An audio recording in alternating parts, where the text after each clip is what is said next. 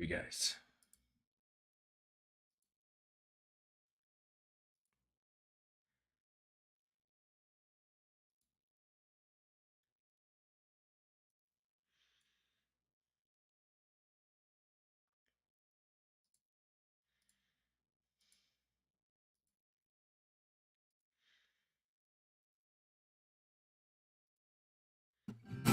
It's my friend Friday, you little goobers. It's my friend Friday. It's my friend Friday, you little goobers. It's my friend Friday.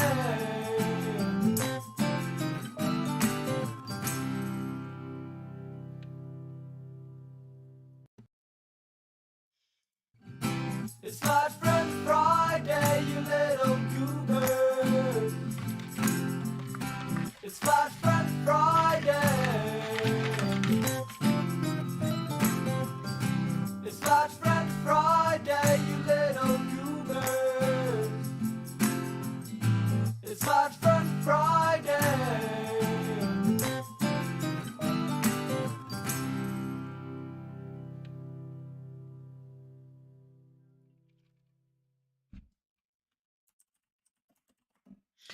Flat Friend Friday, So everybody. we are here with the victim, I don't want to listen Kayla. to anything about Have you been this. on the dating?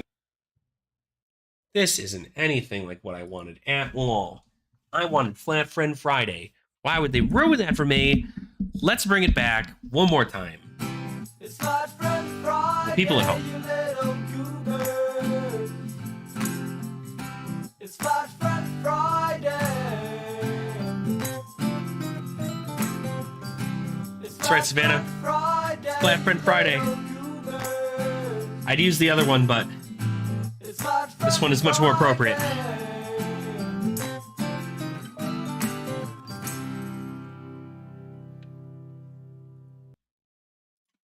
Happy Flat Friend Friday, everybody. I hope you guys are having a great Friday. I hope things are going well for you. I hope your day is full of joy and merriment in many, many, many ways. Because that's what it's all about, right? Merriment. That's what it's all about.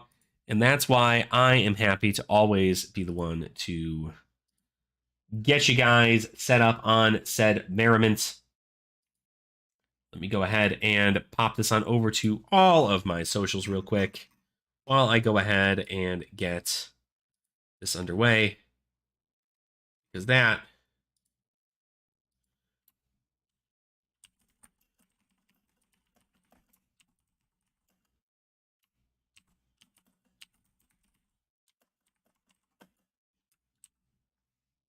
all right, hold on. All right, and we go ahead and we post that. Okay, sick. Sick. Okay, so today we're actually going to be playing Clash for realsies this time. I know last time we were playing yesterday we were doing some stuff. We were going over some paperwork, talking about some things about the Clash League and talking about, some of the new stuff coming out and talking about some of the deals. Speaking of, also, if you guys have not seen the deal yet, and it is something that you do want to check out, I do highly suggest, of course, coming on over to tcgplayer.com. Right here, they've got the Heavy Hitters Collector Exclusive Bundle. I do not get a kickback from any of this. I'm just letting y'all know. Pretty solid bundle, $160. It was like 100 and I can't remember what I paid, like 180 some after tax. And super awesome. It does actually come, the extended art card is rainbow foil. It is a rainbow foil one, and there are only 1,500 available worldwide. I did get my order in, so I'm very, very happy that I was able to do that. But of course, if this is something that you're interested in, again, we don't know anything about the Blitz decks. We don't know anything about cards and heavy hitters. We don't know anything about how powerful Test of Strength could be, but I'm hedging my bets because every single time anything like this happens, it ends up working good for me. So I'm always happy to go ahead and go about doing that. So, alrighty, let's go ahead and kind of work that around a little bit. I hope my stream isn't going to proceed to try and throttle all day. Let's hope for that, because for some reason it was flipping all over the place. Yeah, so this is a nice sale that's happening right now. There are only 1,092 of them left available. So if you have not picked yours up yet, I highly suggest doing so, because once they are gone, they're gone. And there's already about 500 of them gone. Well, 400 of them gone. Pretty good. So, all right. But real talk, I wanted to play some Clash today. That was the goal, is to play some Clash, do some stuff, hang out, have a good time. And that's what we're going to do. That's what we're going to do. So let me go ahead and get Fabrary up. We got to get some Clash lists going. I want to do some testing for Clash today because that's the whole purpose. I want to be able to test, do some fun stuff there, maybe chit chat more about things. What I did want to also talk about is the new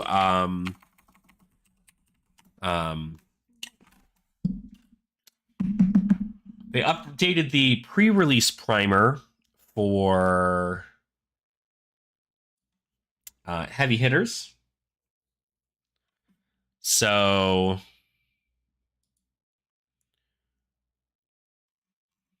there are going to be new weapons that are going to be introduced into Flesh and Blood. And these new weapons are pretty interesting. I gotta say, I'm very I like them. I like that they're all one-handed weapons. Every one of these is one-handed weapons. You got 2 for Warrior, 2 for Guardian, and 2 for Brute. And I feel like that really does a lot for specifically the versatility of being a warrior or being a competitor in the deathmatch arena, right? So that's something I definitely am enjoying a lot.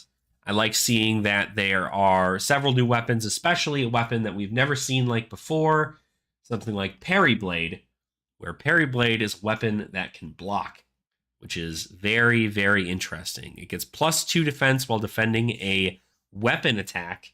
So if your opponent is coming in with a weapon, you can block with Parry Blade. It'll block for 2, and then it will blade break the weapon, so your weapon will be destroyed.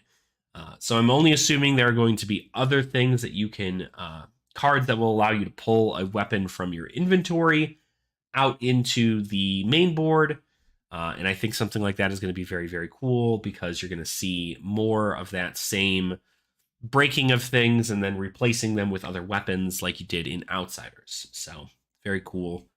I love seeing stuff like that. I love seeing the versatility. Hot Streak, you can pay 1 to attack for 2, and when it's defended by 1 or more attack action card, Hot Streak's attack gets go again. This is probably going to at least replace one of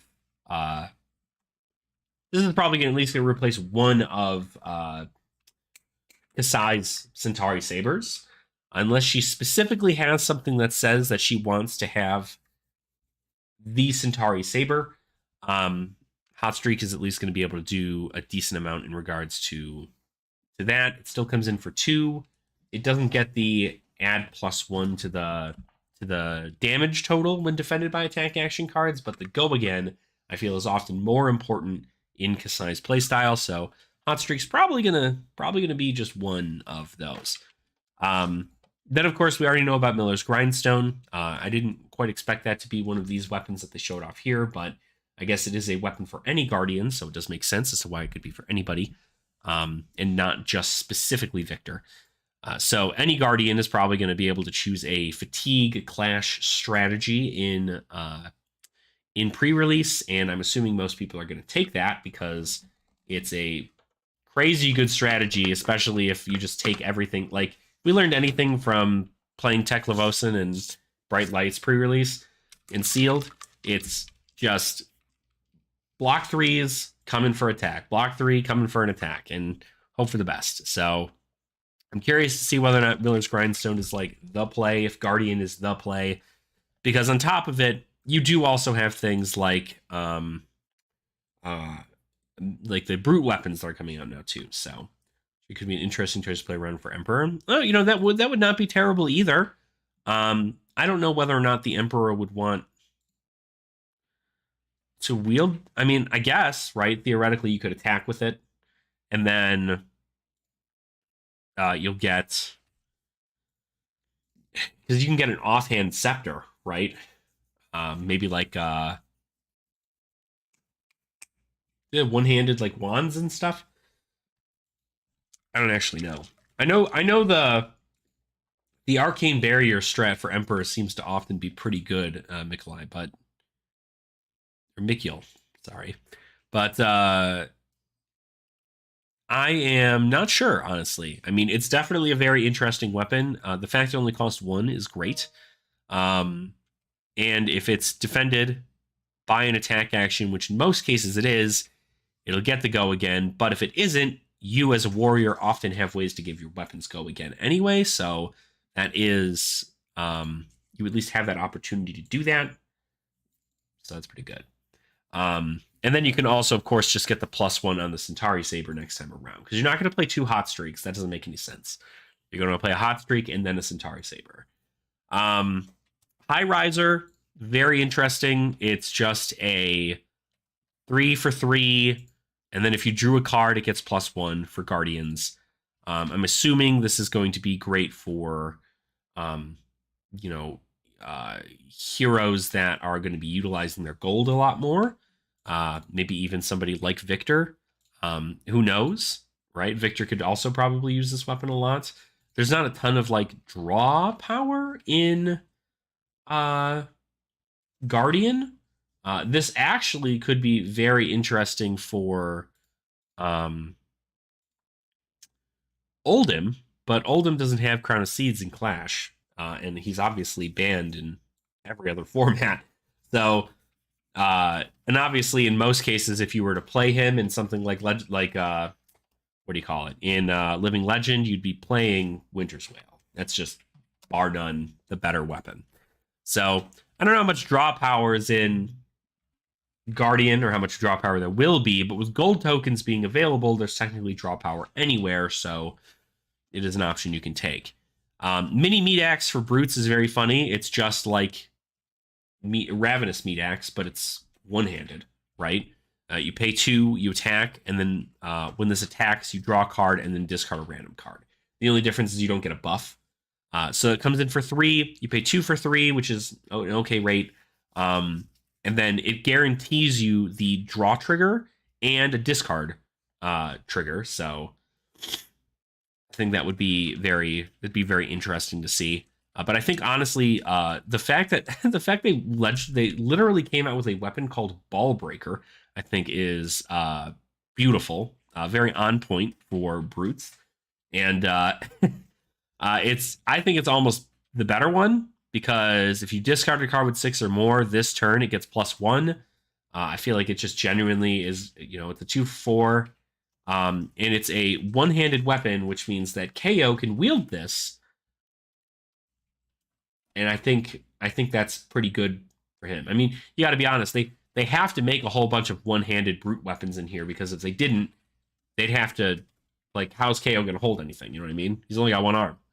So, and Parry Blade's very interesting. Parry Blade might even be better for Emperor just due to saving life, right? If you're trying to take a more defensive strategy, running Parry Blade, it might be a better choice or something like that, but I'm not entirely too sure. I know, let's see. No, not Wizard.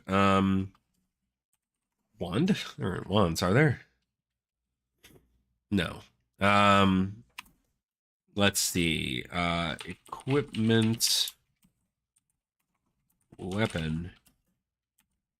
Class Wizard. Is this going to do what I want it to? No.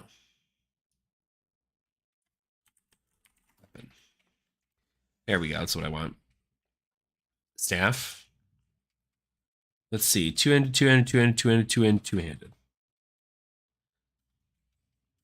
Every one of these are two-handed weapons, which means that you either have two. You either have one staff or you have swords, right? I don't know if I would foresee swords being the case because arcane barrier is just so hard to deal with in most cases, especially in blitz. Like most people like can't really handle a barrage. Yeah. I think Jubil is better for Emperor anyway, but that's specifically in blitz, right? I mean, overall, I think if anything of this stuff is for Clash. Miller's Grindstone is going to be a great weapon in Clash. Hot Streak, I think, is going to be super good. Parry Blade might be good if you find like a, I don't know. Let's say Kasai likes to block, right, and then just gather up her tokens. And that's all she cares about. It might not be a terrible option for her. To still be able to have the opportunity to swing with Hot Streak and then swing with Parry Blade, and then still have a defensive option. Or swing with Parry Blade, pump it, or swing with Hot Streak, pump it, whatever, and then swing with Parry Blade. And then have Parry Blade available to defend if need be. But that'll get swapped out for Wizards and then the Arcane people because it doesn't really do too much there. So very cool, very cool. Also, I didn't know if you guys saw this or not, but this is also very cool. That same deal that's happening on the Heavy Hitters Collector Bundle here, which there are now, how many sold since last? Yeah, well, I mean, they're not selling out at an insane rate, so if you did want to pick this up, I do suggest, but it is cool that to celebrate the release of Heavy Hitters, TCG Player is running a seller initiative for eligible certified local game stores. Essentially what happens is if you are an eligible local game store and you sell $1,000 or more of Flesh and Blood singles between the 5th of January and the 1st of March, the portion of this collector's bundle will actually get kicked back to them for promoting the game and being able to get the singles out there and open the product and sell the stuff online. So there is a pretty solid push towards LGSs wanting to sell their singles online, which is, again, like I said, the singles market is doing really, really well. So, whenever you're selling your Heavy Hitters singles, that'll be great for being online. And then we have, of course, anything beforehand, any other singles you guys might have, definitely a great suggestion to do there. So, yeah. But that's pretty much it. I mean, like I'm excited for the new weapons. I think the new weapons are cool. I think it's cool that you get all of them too. So, or at least I'm pretty sure you get all of them or some of them, however it works. But this is going to be very fun, very excited. I already signed up for a pre-release too here at Locals, so you get one per box. One per box. Okay, good. So, well, there you go. So buy box promo, you can get one of them randomly. And then go from there. So, sick. Sick. So those will probably do pretty well. Now what I want to do is I wanted to test stuff for Clash. I am trying to figure out what is going to be, trying to figure out what's going to happen here. Again, like I don't really love testing for a format that isn't in existence yet, but I know I can at least test heroes that don't have support or aren't going to be getting support through these new sets and see how they play into things. Obviously, heroes like Icelander are probably going to do super, super well into this format. And then you have, people like Ira, who's also not getting anything in the set. I guess theoretically the only thing everybody is getting is generic stuff. You're getting like generic blocks and generic attacks and so on and so forth, like wage gold. But in most cases, I don't think people are utilizing that. But what I want to do is I wanted to test out some stuff because I'm just not sure how.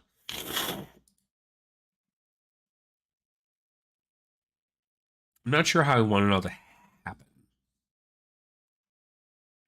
Because I feel like we have an idea for a deck, but I don't know whether or not it's going to be like the best. Okay. I'm going to log in real quick. Give me this here.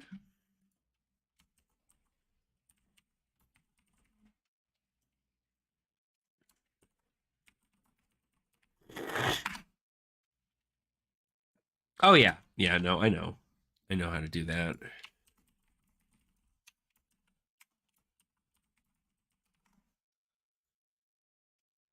But I'm currently at the moment going to try testing new Prism. And I'm going to see whether or not that is something that's going to do that. So I'm going to do an open format.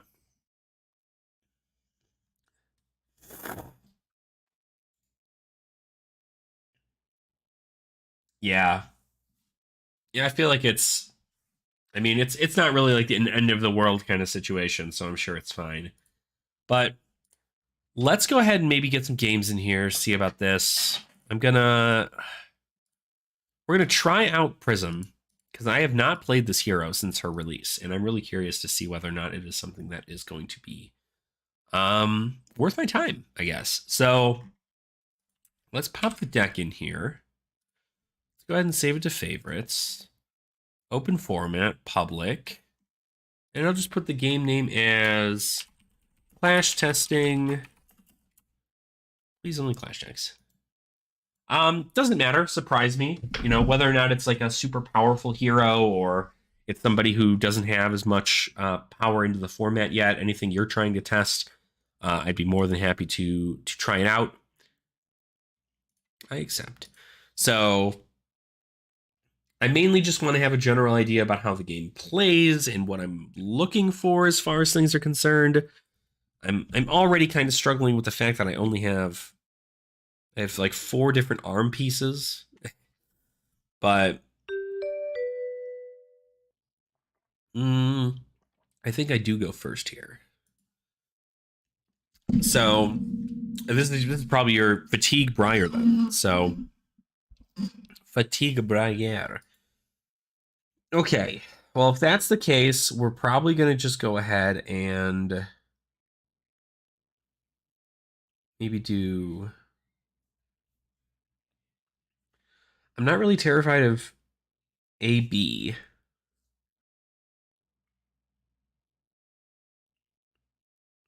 But maybe I should be. No, we'll just do this instead. All right, we'll submit the deck and we'll see what happens here. So, Dread Scythe,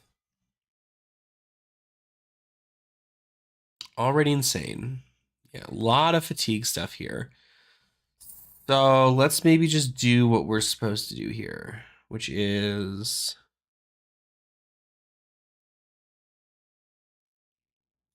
this, pitching this. It will get go again because I did pitch yellow, so it's very cool.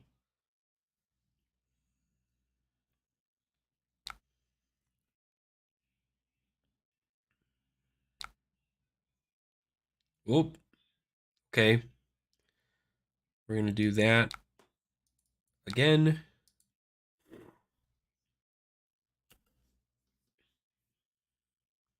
Blocking with that there. Oh, the unity, so that way they do get the embodiment of Earth. That is important. So that blocks out the 6 entirely. I'm going to just do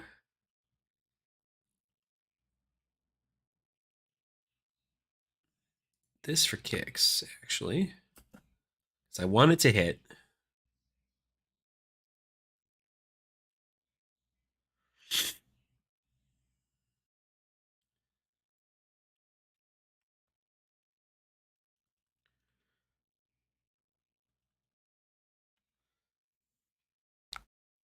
The unmovable.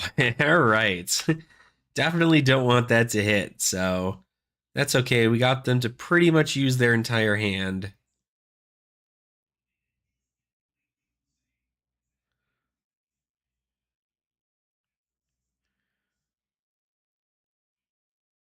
And I could probably do. I think I'm actually going to do this now. No, I don't have the. No. Nope. Never mind. I think we're fine.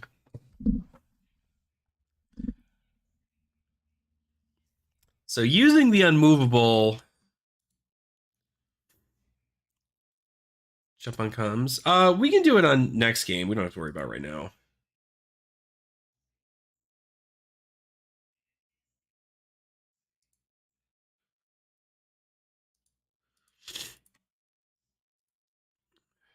We can wait till after the game. We'll get on comms. Um.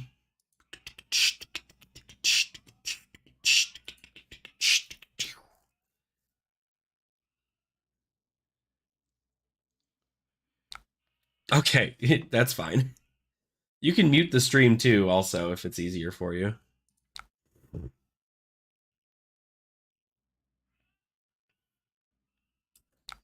Okay.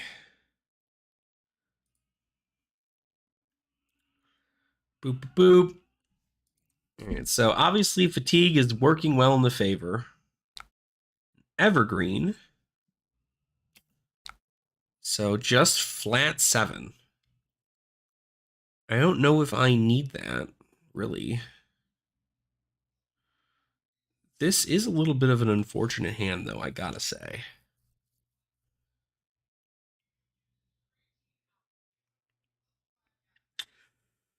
Huh.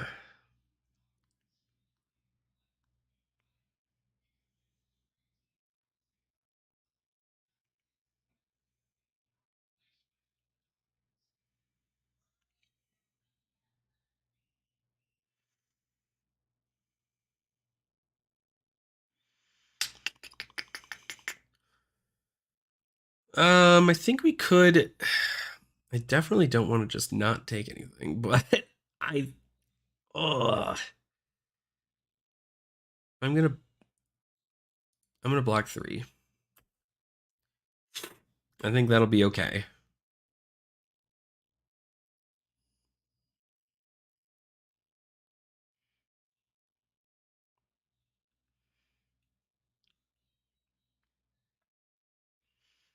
So it doesn't seem to be a go again ability on this one, so.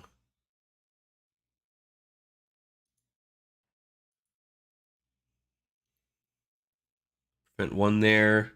So we'll only take 3. I'll get a spectral shield, which is good.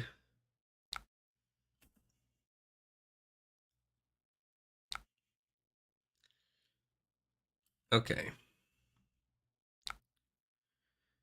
Then I'm going to go ahead and I'm going to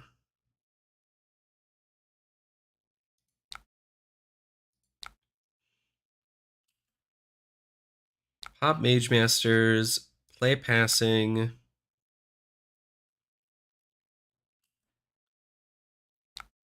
and then play Pierce. Not sure if the move is to get the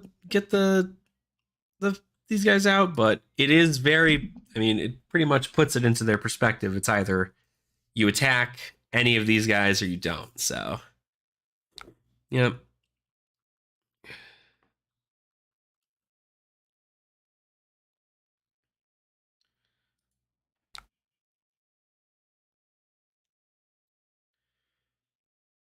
All right.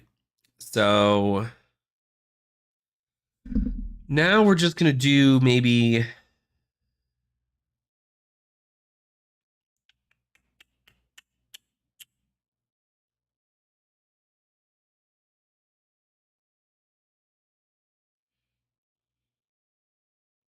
Yeah,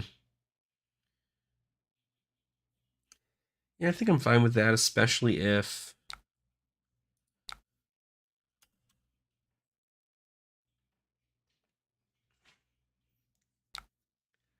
Yeah, that's perfect.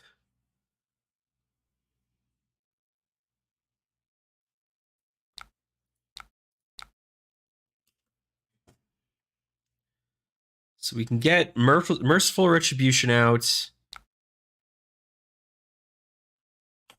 Phantasm pops it. I get to get a Figment.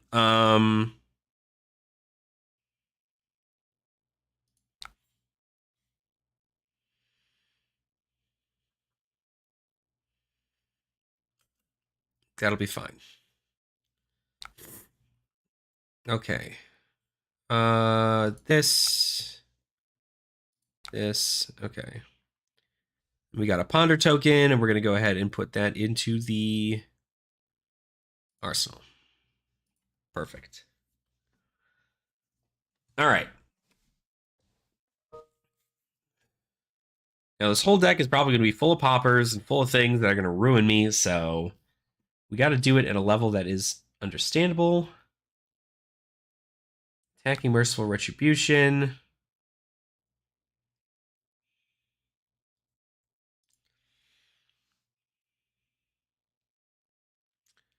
That's fine.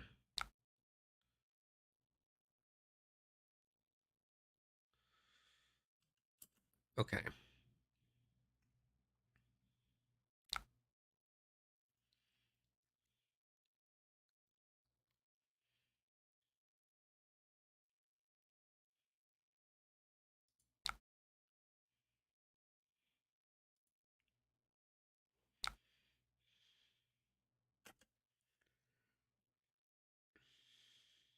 Yep. Vandal's Fighting Spirit. That's going to pop it. So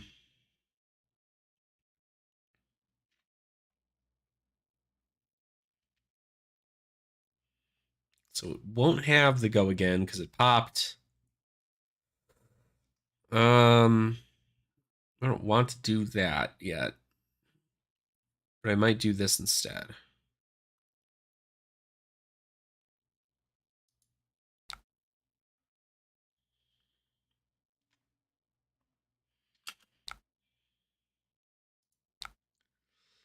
And then we'll go ahead and maybe put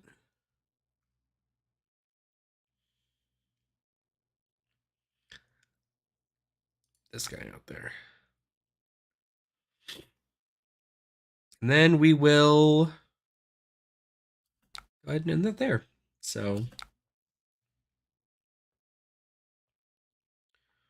all right.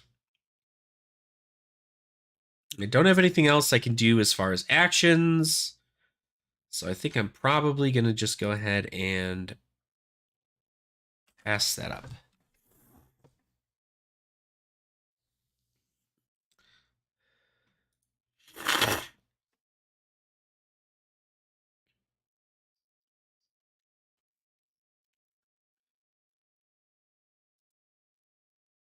Dreadside's coming in with Pierce. Um,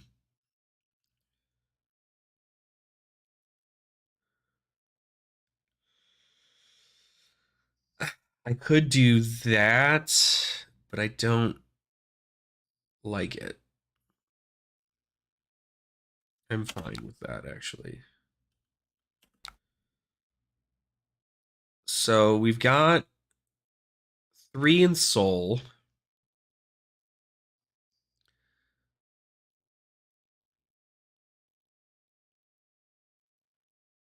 I'm going to do this, and I'm going to pitch that.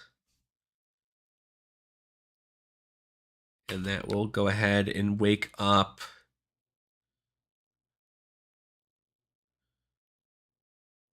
Erudition.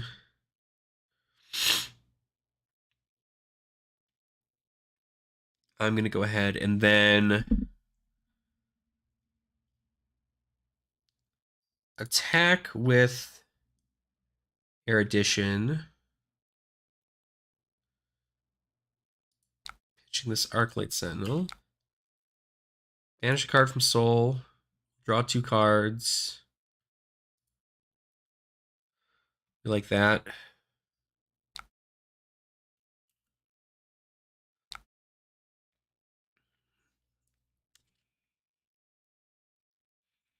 And then I can go ahead and do this.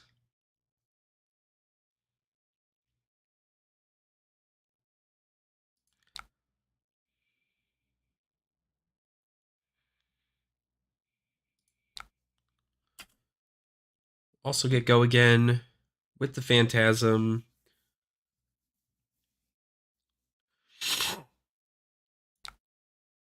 Whisper of the Oracle, no pop. I'm going to let that go. I'll get a guy. We're going to for sure do Figment of War. And then I'm going to play a Passing Mirage. And end my turn. We're going to put this back in, that back in. Okay, so we're doing pretty good about like pulling out all of our stops as far as this goes. 2 in Soul is, we need 1 in Soul to banish to make one of these live, and then we need to attack again to draw cards. So we need cards in Soul still. Yep. Passing Mirage is going to be the target for it. That is fine.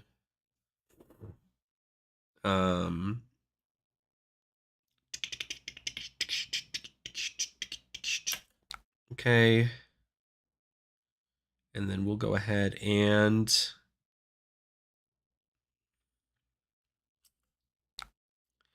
pass that up. Now I can go ahead and I can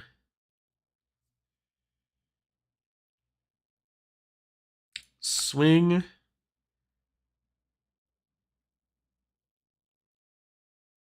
pitch. Spanish card from Soul, yes. Draw 2, that's good. Now, obviously, they've got a popper in hand, otherwise they probably wouldn't have destroyed my Passing Mirage. So I might even just take this opportunity to attack with another...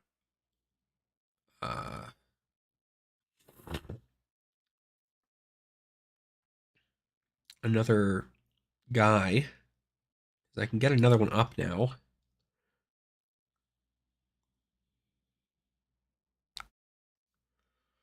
Could also just slam this down pretty quick.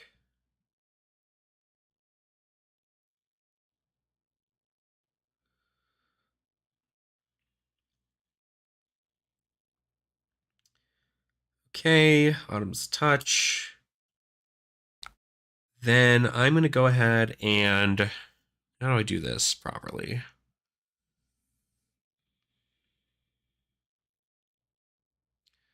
I'm then going to play this, pitching.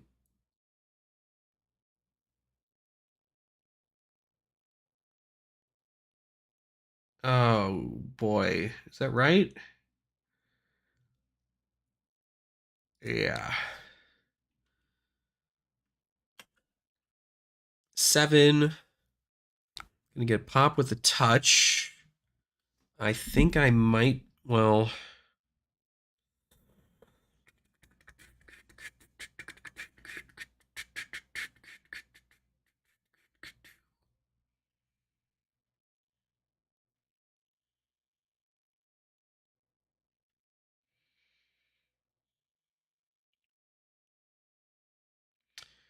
It is a little unfortunate. Because I should have done this instead. That would have been much better.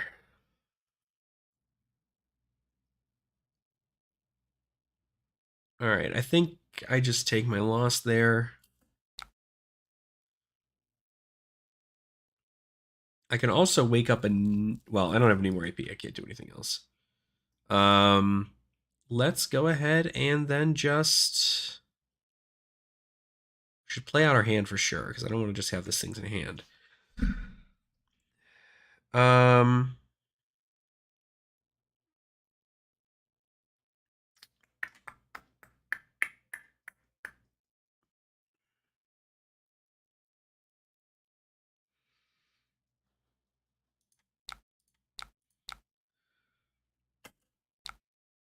Okay. Pass. We're going to put all this back up there. Put that in Arsenal, and I think we might be good here. Scar for a scar. 4 to me. Oh no, Soraya's being targeted.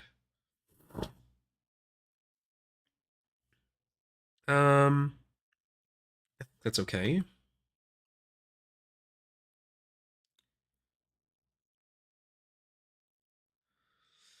I should have done that.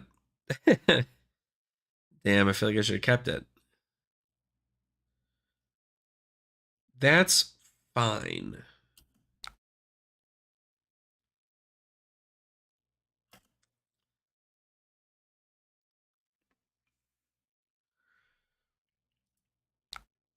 All right. So obviously now we want to do...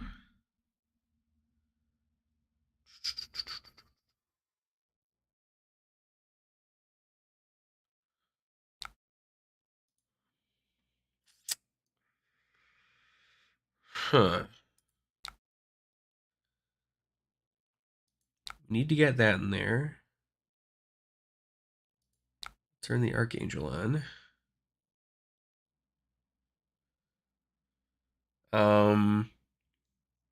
Interesting. Oh, thanks, Crack. I appreciate that. Yeah, I want to kind of redo it to make it a little bit more like understandable. I don't know. I feel like I went a little into too much detail, but if people like it, I'm very happy about it. So thank you so much for doing that. Not this version, but a deck tech. There you go. Nice. Hopefully you do super great there. Glad to help. Glad to help where I can. Let's just. I mean, like we're either gonna get whacked or we're not, right? So.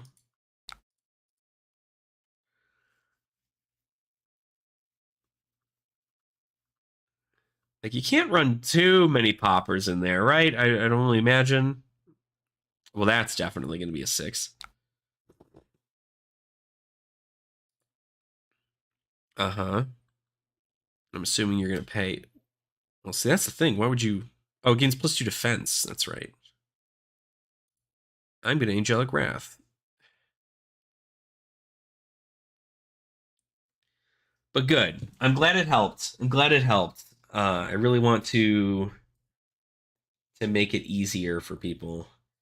When do you use Footsteps? Are you talking about Phantasmal Footsteps? I'd say Phantasmal Footsteps is best to use against decks that don't have poppers.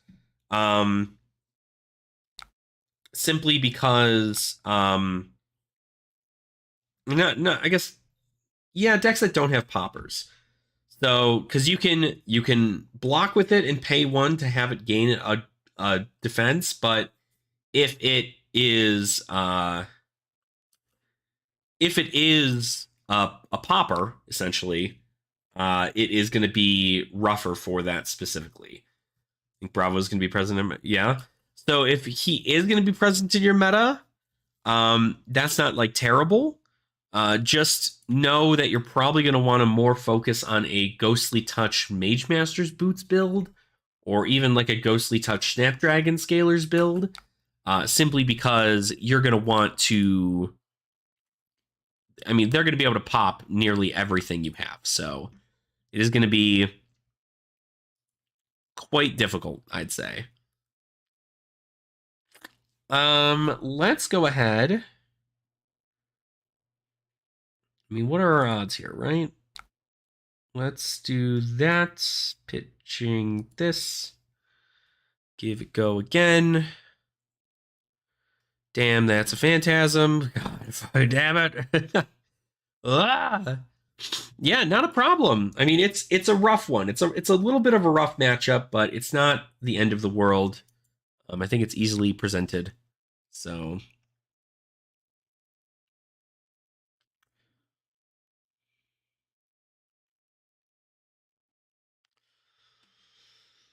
huh.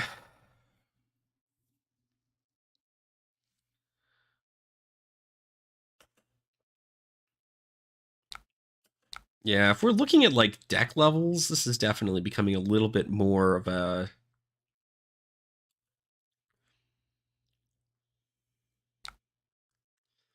joking kind of situation here, I think. I'm just trying to get stuff into Soul, and I think that's the whole purpose, is to, trying to avoid that from happening. But you can't run that many more poppers in here, right?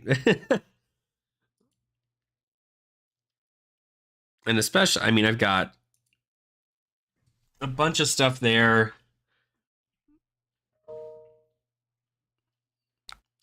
I think my soul is just like insane right now. So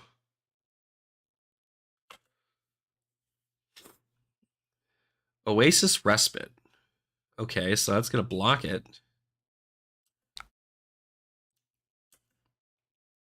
Interesting. All right, maybe we just do this then.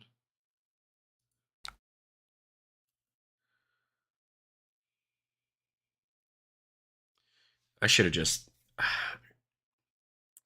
No, that would have been fine. It would have been fine. It would have been fine.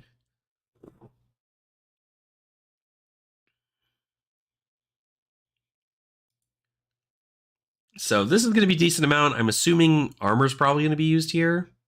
Yep. Yep, that just makes sense. I'm going to use the 2 floats and then 3 for that. So blocks it all out. No soul. Nearly no armor after this, though, but I also don't have a way to do much else here, so they're going to end their turn. Now, we've got some okay stuff here, but I don't know if it's going to be worthwhile. Let's go ahead and start out by doing this. Pitching this.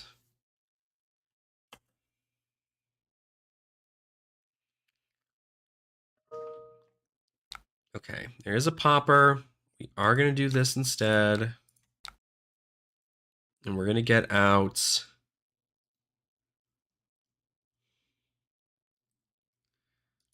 Figment of Ravages. Target is going to be Briar. So you'll take a damage. I get to keep that and my soul. You, of course, can now just attack Merciful Retribution.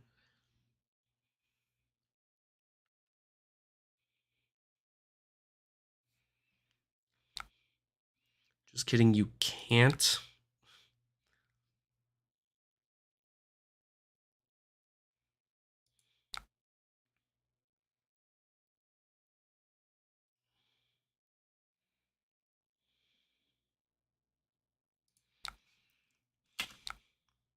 Oh, I need 6 for this. Yikes. What? Wait a minute. Nah, we're going to have to redo that. Sorry. We can... Yeah, still targeting. That's fine. Never mind. I don't know why I thought Arclight worked that way.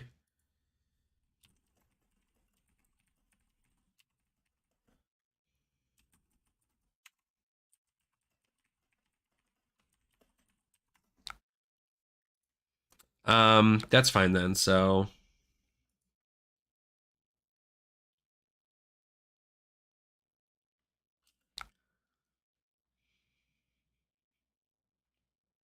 Okay, but we still have 2 in Soul, which is great. We can...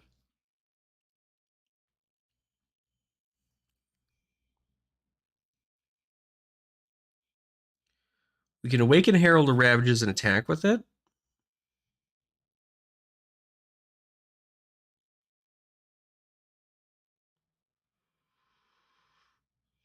It might be what we do. Try that out. I'm going to pitch this. And I'm going to pop up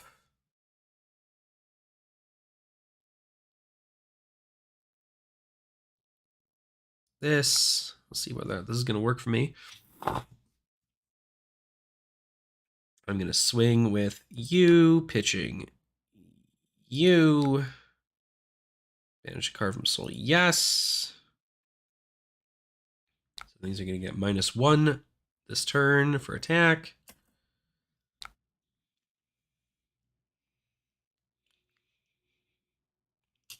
Okay, so that'll go there. And then I'm going to go ahead and I'm going to do this, pitching this. Perfect.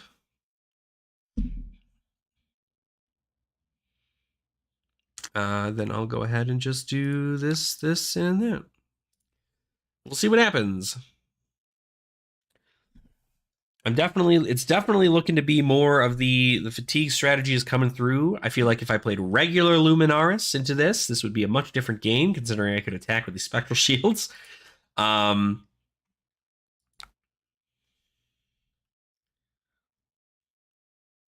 You're attacking me. And if you attack me, I can't gain life, which is fine.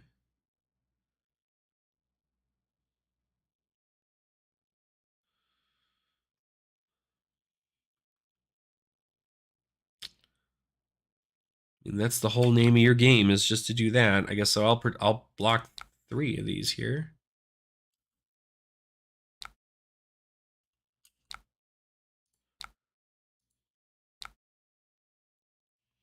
That's confusing. It came in for 3 damage, but I lost my guy.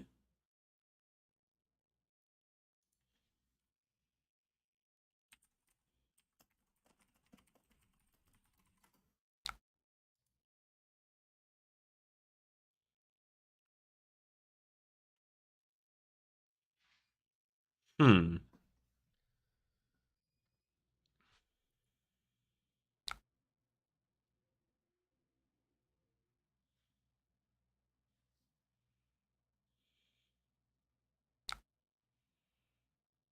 Oh.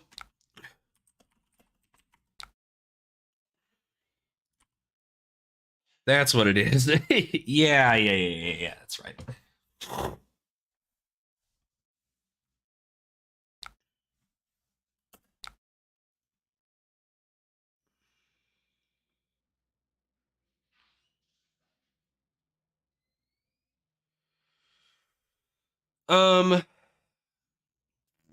No, I'm actually still fine with that, though.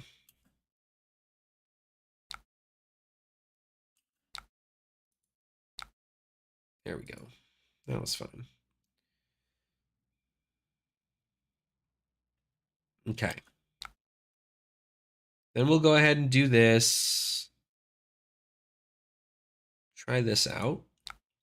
See if this works.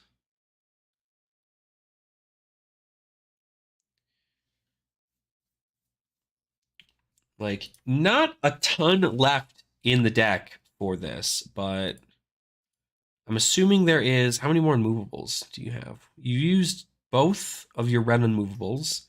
Doesn't look like you're playing blue. Unmovable. You probably have other things, though. But I'm going to just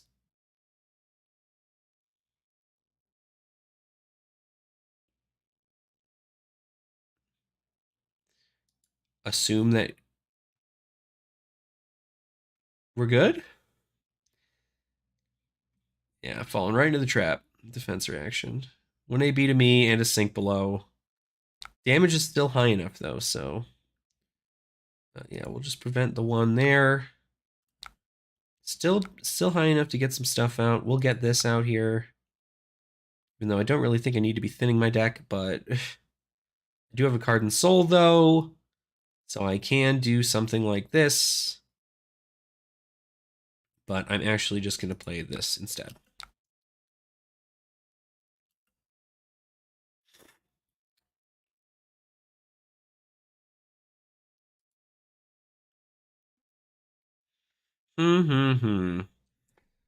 Like, I like it, but it is very strange into a...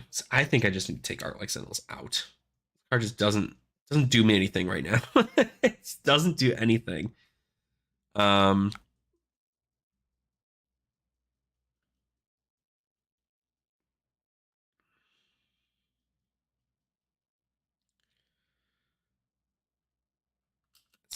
Okay, we're gonna do this. We're gonna pitch arc.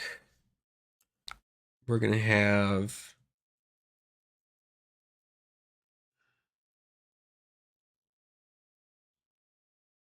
that come in. We're gonna swing with. Oh, well, we need something in soul.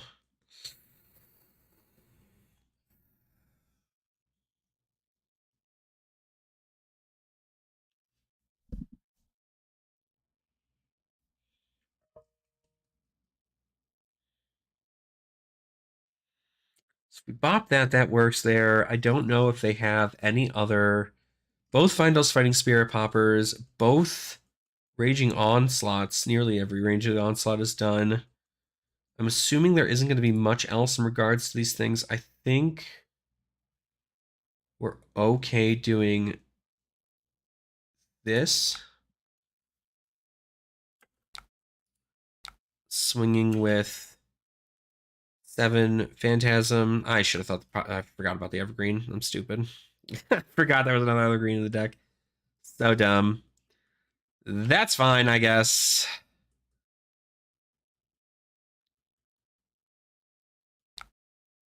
That's fine, I guess.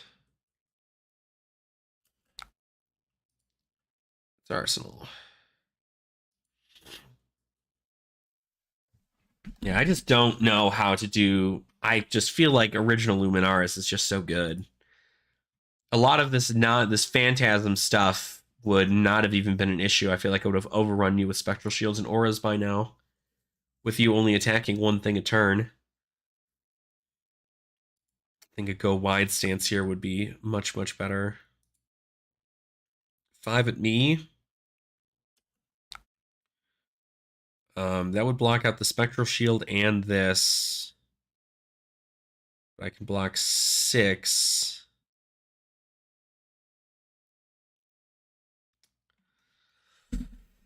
Ooh. I mean, it's not really like worth it at this point, right? Like, I think we're like almost okay actually at this point now. Just to take something like that. I don't even care if it destroys one of my guys.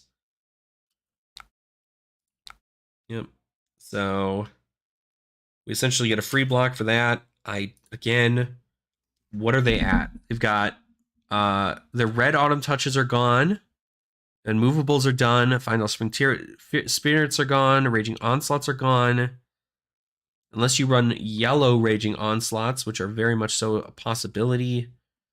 Sifts, whispers. So I think we're gonna do this. Pitch this. I feel like Angelic Descent is just not the move. We need to get rid of that too.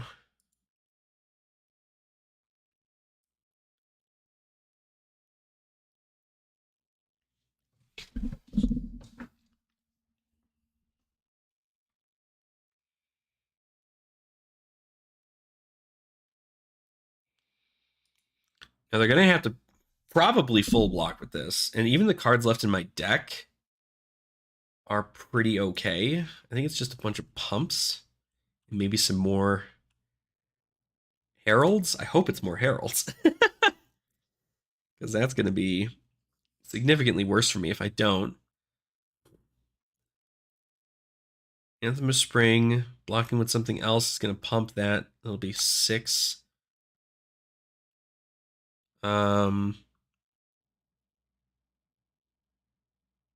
That's fine. Assuming you're going to de-react with a Sink Below. Oh. Okay. I'm going to Angelic... No. Yeah, no, that's good. Block that out.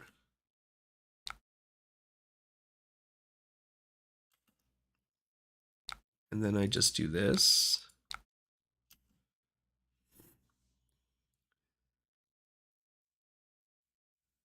Legs, pitch. We'll hopefully still do 1 AB. Oasis Respite 2. Oof. Oofda, the perfect amount.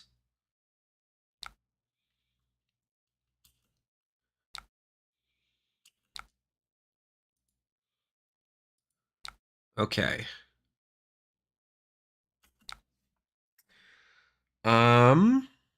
Okay, definitely out of poppers. Definitely running out of stuff that they're going to be able to do. So we're going to Herald of Protection.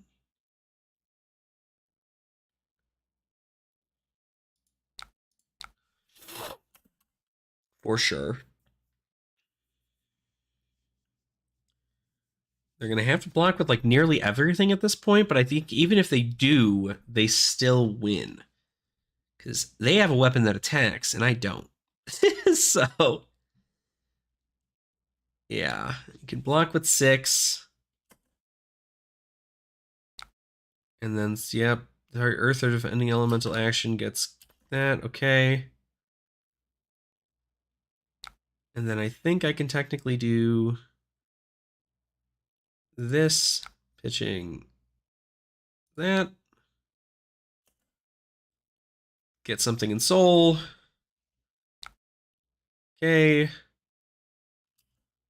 Create the Rune Chant token, so that's not helping them at all. We don't have the resources for that, so we'll just go ahead and throw that in there. And I think we might be okay here.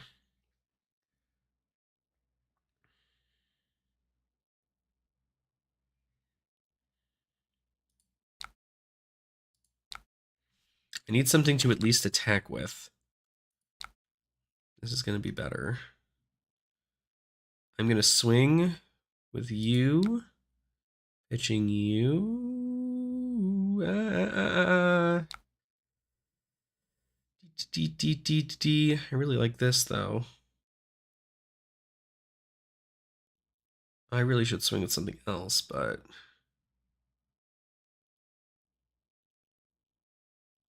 it'll be fine.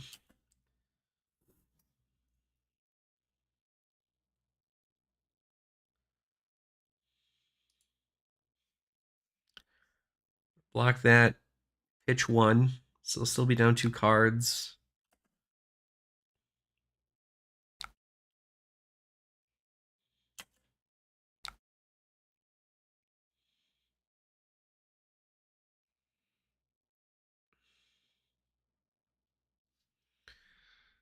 And then I'm going to do... Can't even do that. Oh. Well, I feel like I got to do this now. But I don't think we have the chutzpah for that. No.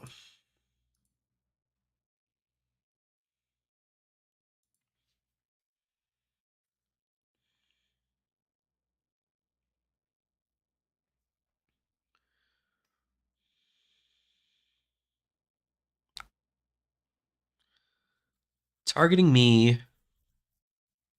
So target is still live.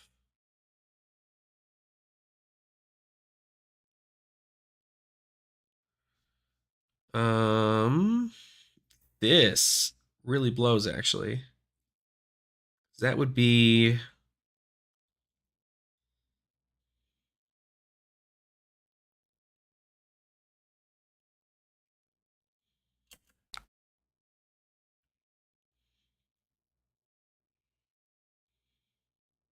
So this is going to prevent the arcane. And then my ward for this is going to block that. It's coming down to the wire, but unfortunately, as with all fatigue decks go, it is unfortunately the the deck that gets the weapon that has an actual attack value that wins. Arclight Sentinels did nothing for me here, and frankly, I don't think they do me anything anywhere.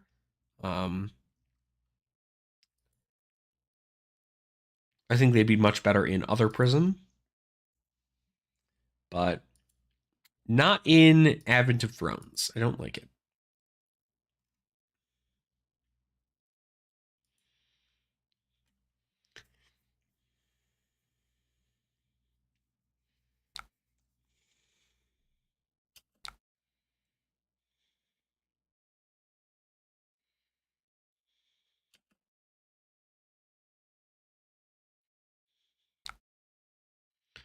All right. Check it out.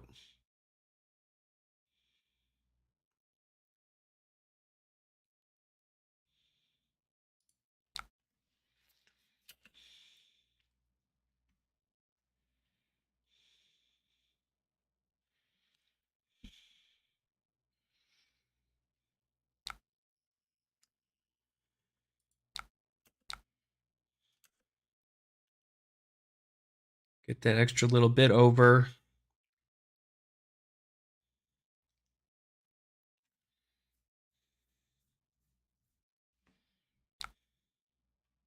Okay, I did get a card in Soul.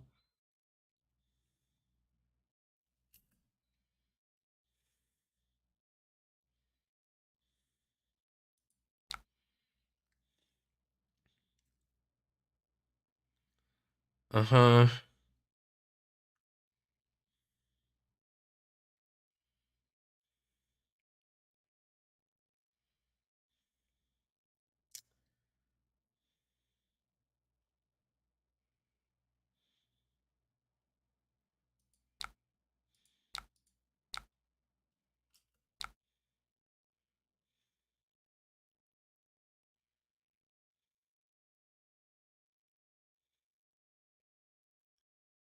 We should obviously get this right.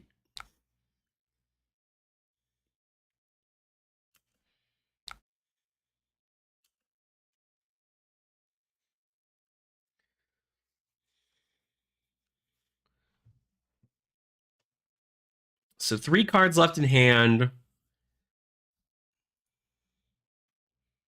I don't know. I think, oh God, it's so rough. It's so rough. It's so rough. This is so rough. Doesn't matter. Get them all to hand anyway.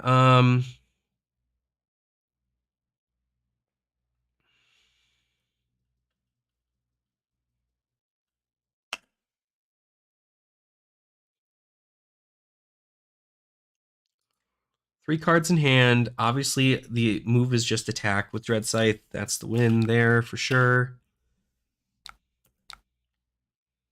I wonder if Herald of Rebirth would have been a good choice here for recursion back into the deck.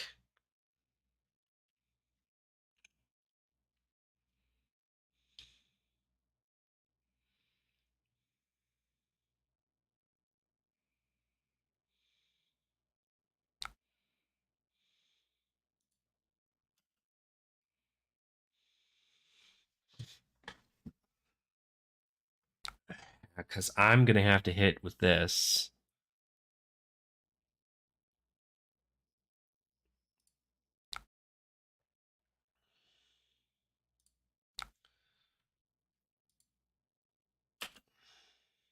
So that's going to be 6.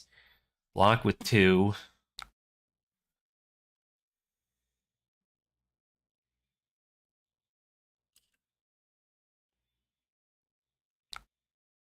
GG. Wow. Holy shit. That was close. That was really, really close. Oh my God. Oh my God. Jeez Louise. That was kind of intense. Woof.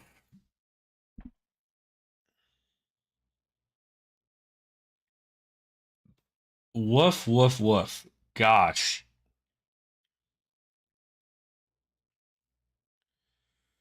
Man, I was sweating. Arclight Sentinel did me nothing. I might actually just switch out Arclight Sentinel for I might switch out Arclight Sentinel for Herald of Rebirth. That might be a thing. That might be a thing.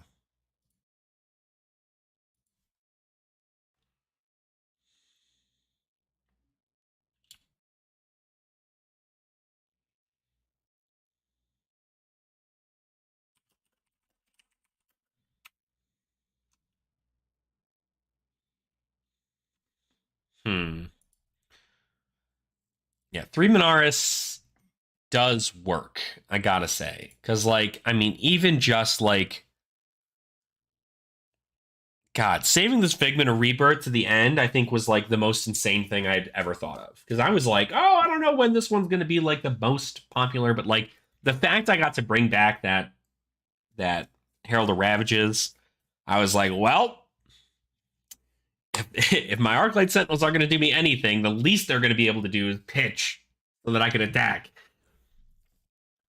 The Angels, I feel, did literally nothing. And it was so stupid. So dumb. I don't know. God, I don't know whether or not that is like a good call. Because I'm sure there are going to be fatigue decks, especially into things like Guardians, and I'm sure there's even like Decimator Axe, Warrior stuff. So I'm sure you're expected to find something like that there, but I can't. 4 Angels is best, you think? Yeah. Yeah, because like, I mean, I don't know. Triumph, Tenacity, I could do without. I don't think I really like that one. And whoops, I didn't mean to remove that one too.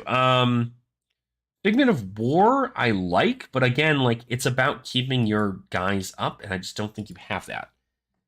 Erudition's awesome. Figment of Protection's awesome. Figment of Ravages is awesome, and I think honestly, Figment of Rebirth is really cool. So if I'm really going to do that, I'm going to take out those Angels, and I'm going to put in more Heralds. And I'm even thinking about, I mean, like I could put in things like Celestial Reprimand. That's pretty good. You know, especially when it's like, okay, cool, like, yeah, I'm going to block with 7. It's like, you're not going to block with 7. I don't know what you're talking about. You're blocking with 4. Do you not see that? That's a 4. And then I get to get over to get stuff in Soul to be able to activate Angels. I don't know. Tenacity has Dominate, which is also incredibly cool. That might be a concept. Herald of Rebirth. If it hits, put it to your Soul and put up to one card with Phantasm from your graveyard on top of your deck. I'm almost willing to put those in there. Now, Judgment, on the other hand, is also very interesting. But that doesn't matter. The auras, but yeah, I'm pretty happy with the auras. Passing Mirage is obviously very good. Pierce Reality threatens a lot more. Obviously, it doesn't mean anything to poppers, but against like Phi, like that's terrifying. And against any ninja, that's terrifying to have that on there. And then Merciful Retribution just does work. I mean, like the fact that I can go, okay, I need something in my Soul. I attack with it. You go to pop it, and then I respond with Merciful, get it into my Soul anyway, and get the trigger is very good. Merciful Retribution definitely is a good choice for that. Arclight Sentinel, get the hell out of here. You didn't do anything for me that game, frankly. And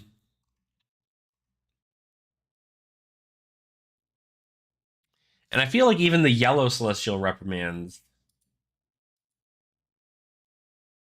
are good. Yeah, I agree. I think Retribution was in fact MVP. Very, very, very good. The Angelic Descents also don't really do me any because it is everything already else has go again, so Arclight is great for go wide decks. I mean, yeah, it is, but like when I can threaten 13 to 20 or 14 to like 18 some damage on a turn, I mean, I also can do that, I guess, and I just don't know. Like, it doesn't seem enough to me.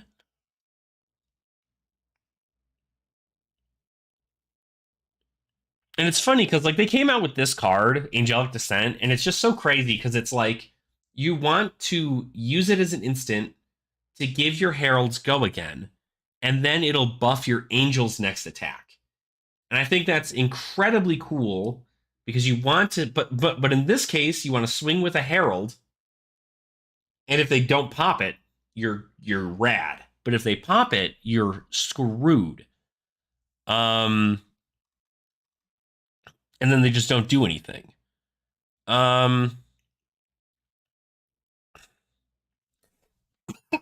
Tenacity might even be good for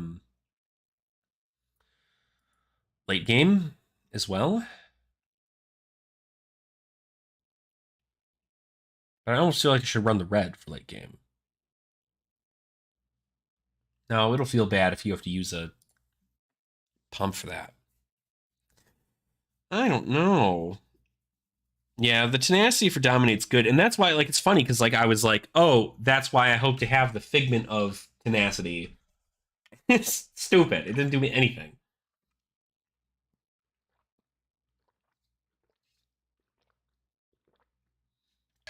Because I do think the big benefit of the angels is having things in your soul.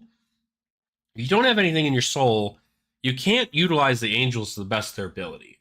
But not only that, you have to pitch for a herald first in most cases, or an angel. You don't want to pop the angels into being super early, because if you do, you get screwed out, right? And I mean, I don't know, like just wasn't enough. So like I think like against a fatigue deck, the win here is to just swing with things like protection, ravages, triumph, war tunes, all of them. Swing with all of them, but save the Heralds of Rebirth and the Figments of Rebirth for the end game. And then at the end of the game, you can be like, okay, cool, I'm going to play Figment of Rebirth. That's going to go ahead and get me something on top of my deck that I can use for later, something like a Herald of Ravages. Then I have Heralds of Rebirth, of course, also being, I go into swing. Cool. We're good there. Like, if you can't block it, I get something on top of my deck. So, yeah, I definitely ran. I think that was the other thing too, is I ran into too many angels on, like, in my hand when I was like, oh, like this could be something I could pop in with Prism's ability. So it's like, it's scary, but I don't genuinely think it's scarier than original Prism. You know what I mean? Like, I think the concept of a Luminaris Spectra build is still the craziest freaking thing I've ever seen in my life. Because, I mean, let's be honest, right? You're looking at, is there probably a list somewhere in this thing? Let's take a look at Seabreeze's deck, right? Take a look at Seabreeze's deck for Prism, like actual Prism, and it's much the same, except it's like everything that's just like, cool, I'll just block out everything, make auras, and then make spectral shields for things, and then I get to attack with Luminaris. Illusionist auras you control have 1 power and once per turn 0 attack. While there's a card with a yellow color strip in your pitch, so illusion attacks you control go again. It's still like literally one of the most broken weapons in the entirety of the game, because all of those spectral shields that I had sitting out in the beginning of the game, I had like 3 spectral shields out. If I was playing original Luminaris instead of Freeminaris, I would have been able to constantly been pushing a little bit more. And the only downside is I would not have been able to go again on my angels, which I didn't even rarely get to attack with in the first place. So I almost want to play original Luminaris with angels and see what, like, what I'm doing there. Because at that point, it's just a more defensive build. Because I can pay 2 to awaken an angel with a thing in soul, and I'd be able to go ahead and protect 5 of my life, right? But I don't quite know. I don't quite know.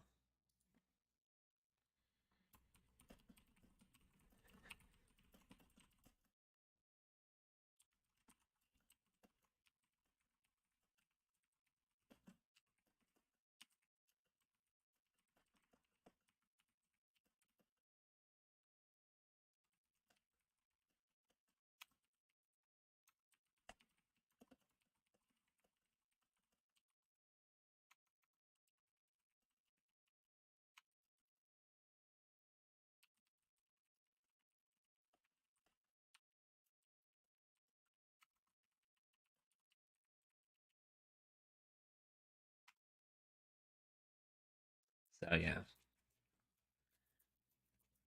Yeah, angel attacking first though is scary. That is, I mean, that is true. It is scary for an angel to attack first, but I guess like you have to keep from the standpoint, right? It's the phantasm thing that's always the problem, right? You need things in soul in order for your angels to be doing actual things instead of just swinging for 4. Whereas in most cases here, if I can swing with Heralds of Protection and get them to pop, right? If it hits, I get a Spectral Shield token. If it doesn't, not the end of the world. I then also can play things like Prismatic Shield to make me Spectral Shield tokens. I can block out a whole bunch of stuff with D-reacts. I can play Arclight Sentinel or Arclight Sentinel and then be able to just attack with it even. All of these other ones, like Parable Humility, will make sure everybody's opposing attacks are less. Ode to Wrath even has it so they lose an additional life whenever a source I control deals damage. And it's more ways for me to deal 4 damage, just spread across several things. And if you want to attack one of those things, it doesn't pop everything. But if you wanted to attack everything, it would ruin your turn. You know what I mean? Like Spectra being more threatening than an angel. Because an angel you can pseudo pop with dealing any kind of damage, right? Any kind of arcane damage that isn't blocked, like that's it. Like if you can deal 1 arcane damage to somebody, their entire board can get wiped out in no time flat, which is way worse than being like, yeah, I go to target your Spectra card. That's all I can do.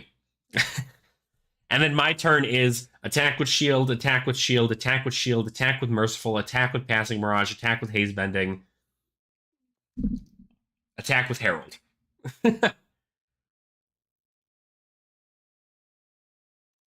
Yeah,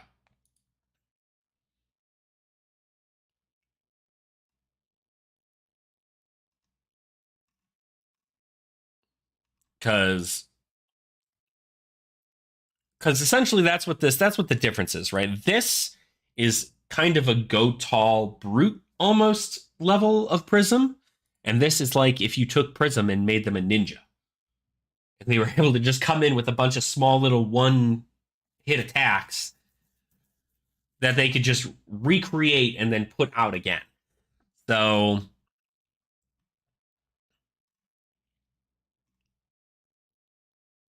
I don't know.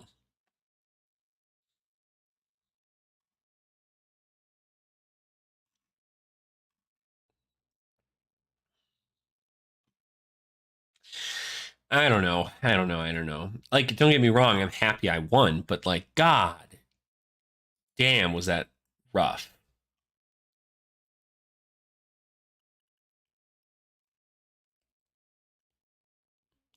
Hmm. Okay.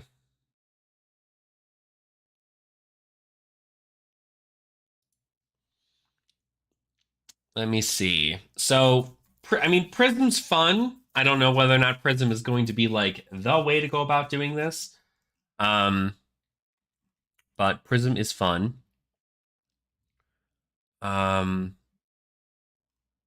That's the other downside is like after change, like keeping these angelic wraths, these celestial reprimands, and all the angels in, they don't block for anything. And that's why I was very happy that at the end of our game, like I had like I was like it was like 13 to 5 or 4 or something. And I was like, I just need to get a little bit out. Like, I just need to make sure that any one of these things hit, and I think I'll be okay. But if it is very, like, when most of the deck doesn't block efficiently, I just have to go, okay, cool, well, I have an angel. Blocks for 4. Like a D-react. Like an instant D-react. I was just happy to get Erudition off twice. That was crazy to me. The fact I was able to go Erudition, draw 2, Erudition, and then draw 2. I was like, what? Fuck. Too bad Herald of Erudition is Majestic. Because that would have been insane in here.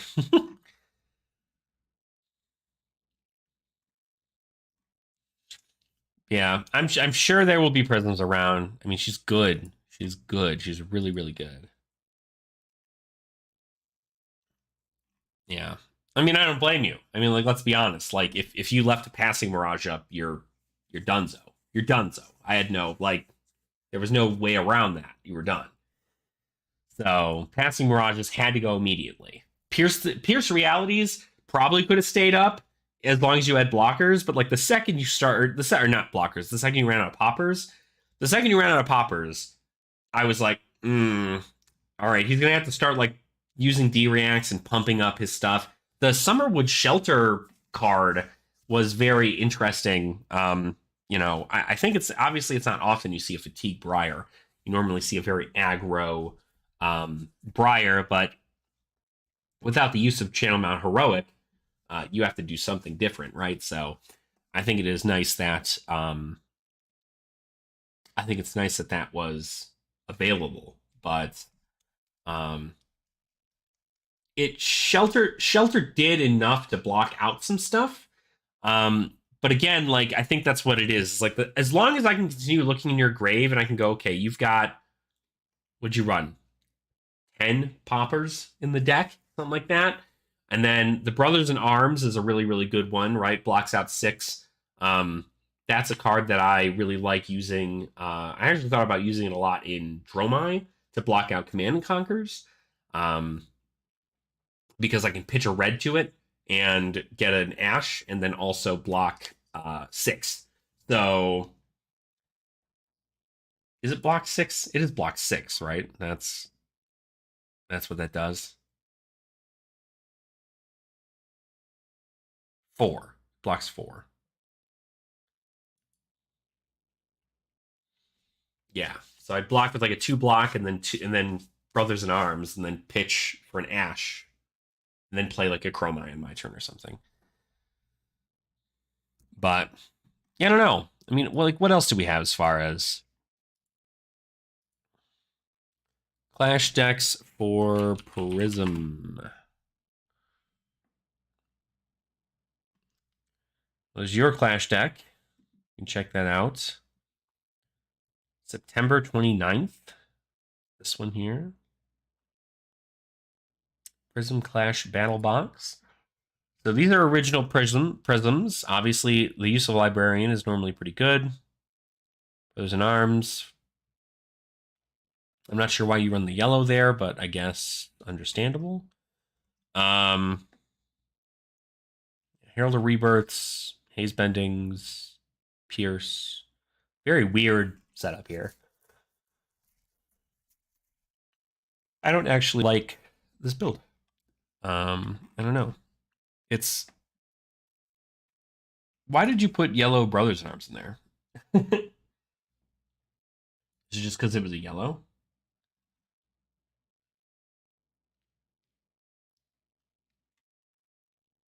Because I think this is the rough part, right? Like, yeah, like a 4-block yellow. I mean, don't get me wrong, like that isn't a terrible idea.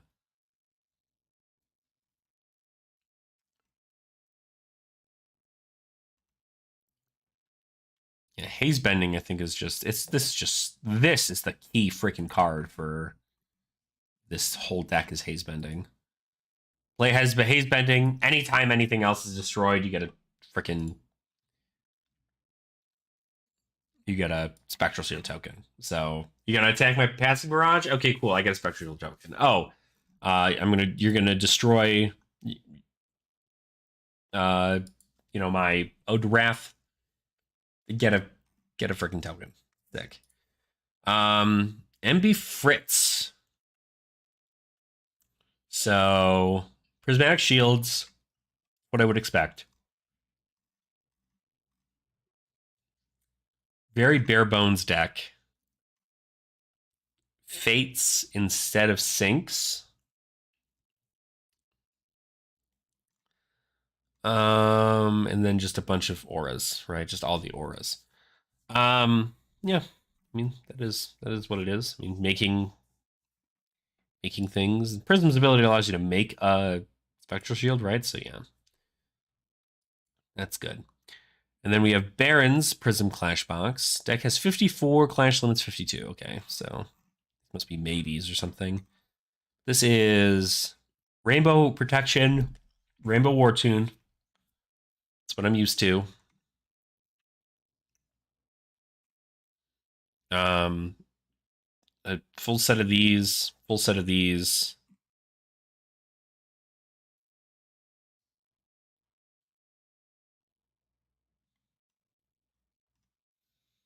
I see.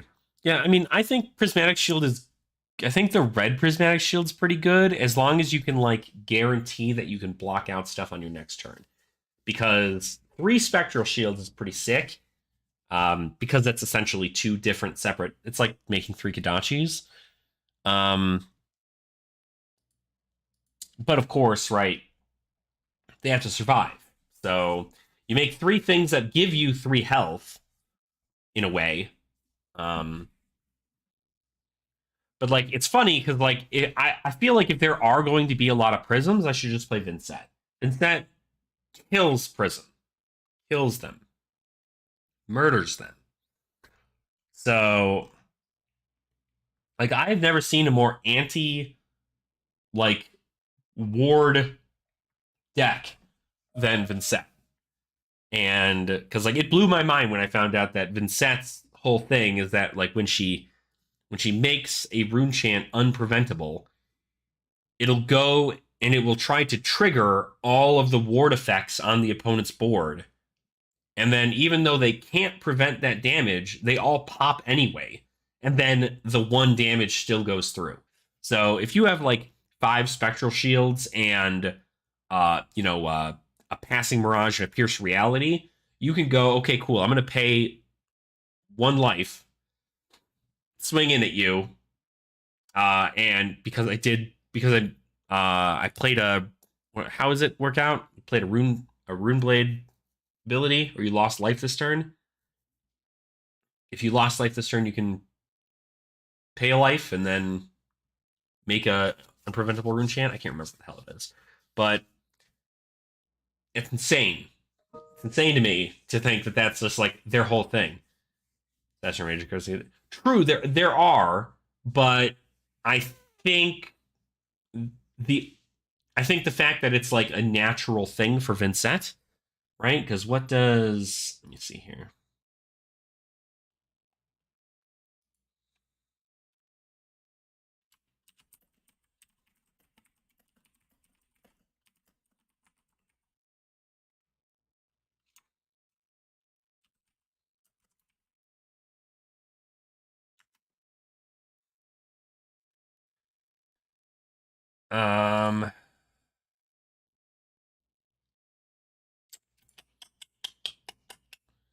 Vincent.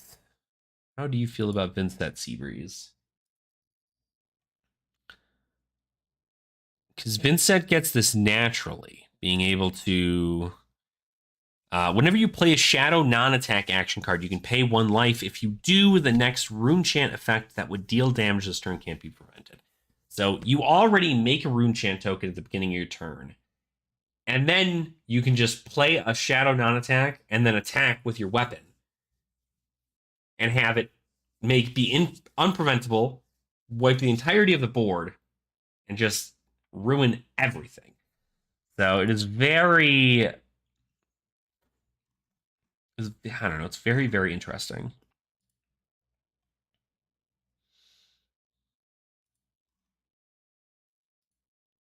I wonder how this would work into the game. Azereth hits a hero, banish a card from their soul. If a light card is banished this way, it gets +1. Like at this point, it's just pay 0 to attack, right? So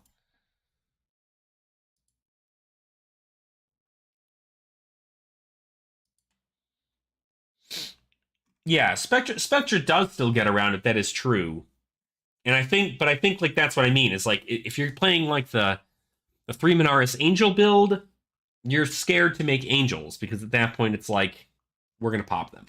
But sorry, I guess I disconnected for a second. Maybe we are having internet issues. Shouldn't be having those. Hopefully I'm back live. Let me know if I'm not, but I mean you wouldn't be able to tell me if I wasn't, but yeah, no, it's very like you're not really doing much against heralds at that point.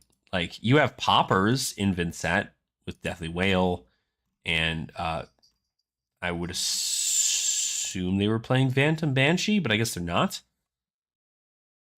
Oh, yeah, they are. Phantom Banshee. But this is a deck with 4 poppers.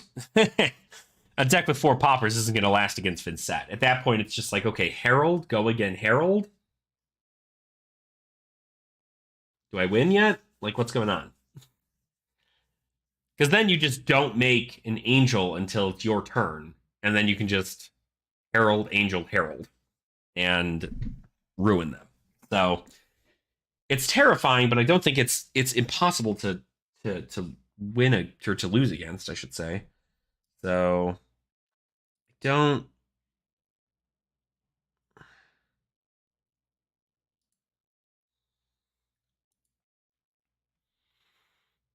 I don't know. But I also feel like I want to play something that's a little bit more of a play style. I would like to theoretically play the new heroes and see what they're like. I don't know whether or not that's going to be like insanely good though. Because obviously I want to wait to see the rest of the stuff that comes out for heavy hitters. There's going to be a lot of stuff for heavy hitters to still come out. Like, gosh. I think we really are having like some insane internet issues right now. Weird. Anywho,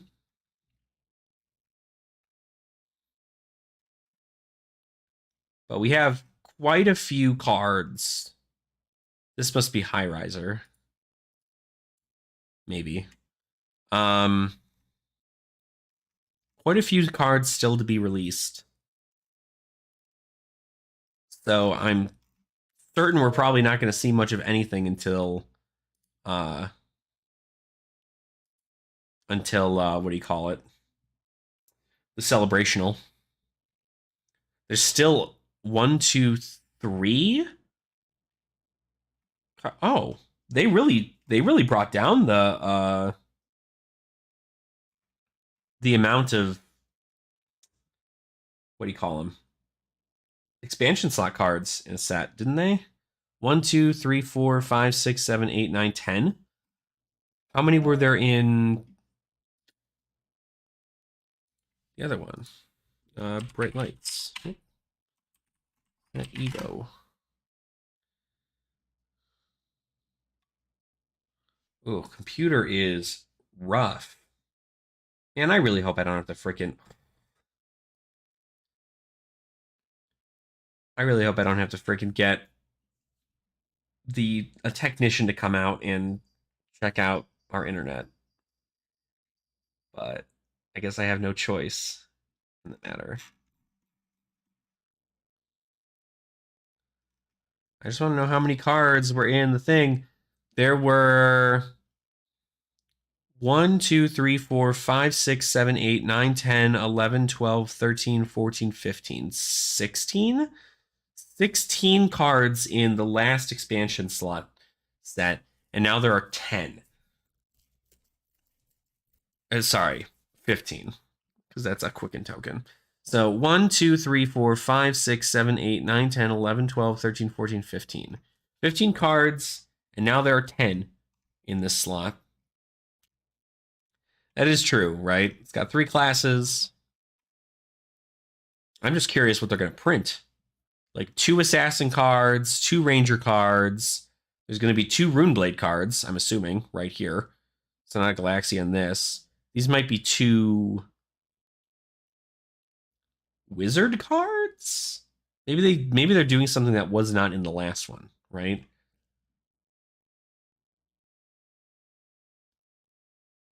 No, they hit just about everything in the last one. I think this card's gonna be good. When this attacks, draw a card, then discard a random card. If the discard 6 or more this way, destroy a random item in the arena. I feel like brutes are gonna play that into the dashes. But I think Smashing Good Time is better. So I don't know.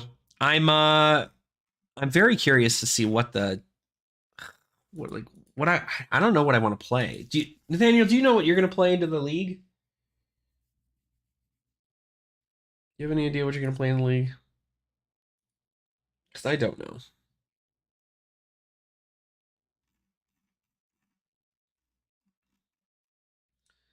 I don't know what I'm gonna play in the league. Like, I want to play heroes that I'm not like totally familiar with. Like I also kind of want to win. It's my downside is I like winning. So a little bit more light in here. I'm back and forth on Icelander, Briar, Alexi. I don't think Briar's a bad call. I think Briar's good. I think your Fatigue Briar looked to be pretty fun. I was thinking about Icelander, but I don't know how to like play her to the best of her ability, you know? I wish I did, but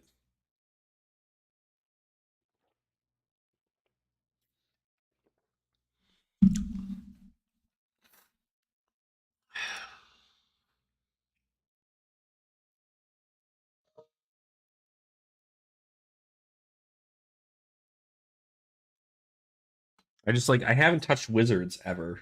It's like Kano. Like I wanted to figure out how the fuck Kano would work in this format. Because I've never played Kano a day in my life. And my god. Would that be insane?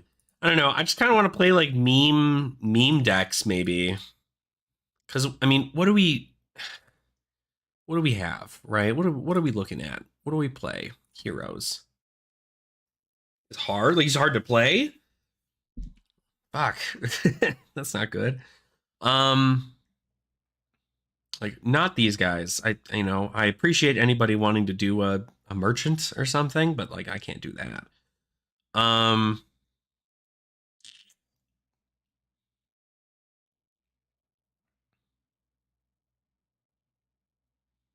Like I honestly kind of want to play Betsy, and I kind of want to play KO. Yoji? Yeah, Yoji might not even be too bad either. That's another one I'm also very curious how people play Yoji. Because Yoji's apparently killing it in Blitz, and like I don't understand how. He's got 2 extra health, which I guess is already huge, right? But then you play things like Sigil of Solace, and you play I'm gonna look it up. I'm curious. Let me see.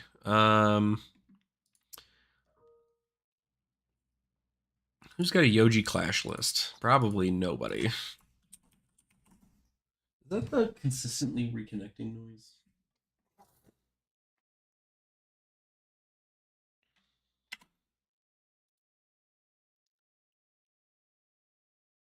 Oh, there you go. Yeah. Snorlax Clash back in March 2023. All right. What do you got for your list? Full Civic, nearly, which is wild.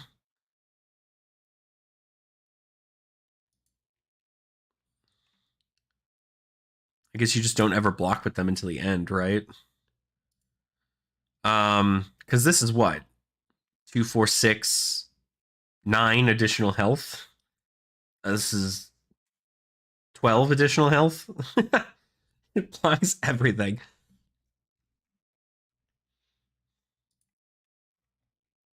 And then you can just switch out.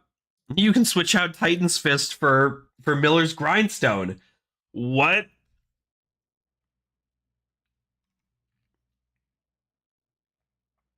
Swing for 4. Clash. You're running all this other stuff. 1, 2, 3, 4, 8, 12.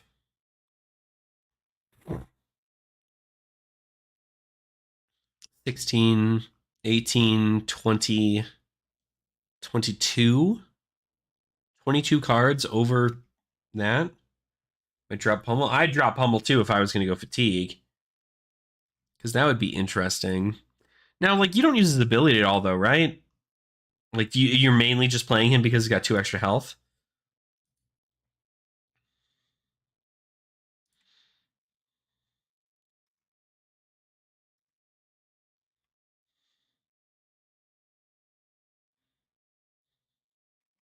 You can't use his ability. It's 2 HP. Okay.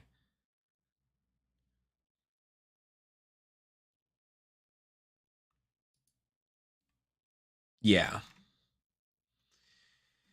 Yeah, so like Sigil, Oasis, Thanks. You could even take out the Pummels and put in Fate for scenes. Staunch responses are pretty big. Withstand. That's huge. So you can have your frickin' Steel Braid block for 5. Gross. Yeah, it's literally just block everything and then heal up. And then attack with hammer.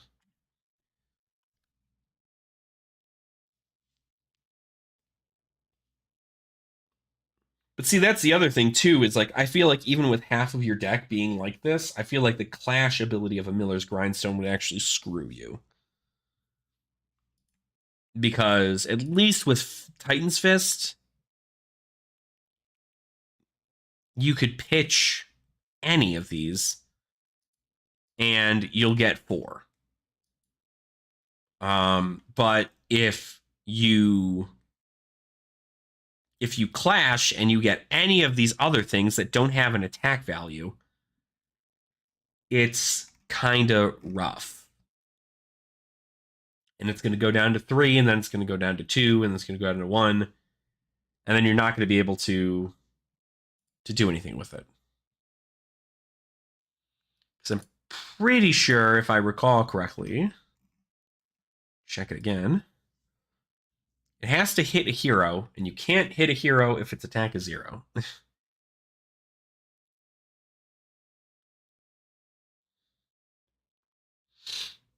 Right. So like you'd probably remove some of the like staunch responses and pummels and emergent dominances and maybe the withstands for more like 6 attack plus 3 blocks. What else do you even have? Let's try this, right? What do we try to do here? Let's create a Fatigue Yoji deck. Clash. Fatigue Yoji. Clash.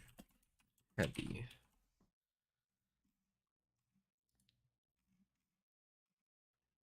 So if we were to do this, Guardian cards we'd want to keep in there. Bastion of Duty we don't want, because we'd rather just play Steel Braid. I think this is a good call to have all this other stuff. Like specifically the legs in most cases, but like I guess I'd have to see what else we have. So you'd want to play Miller's. You'd want to play Steel Braid.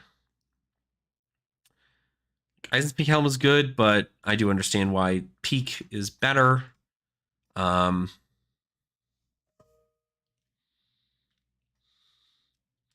you maybe run Titan's Fist if the opponent is also a Guardian?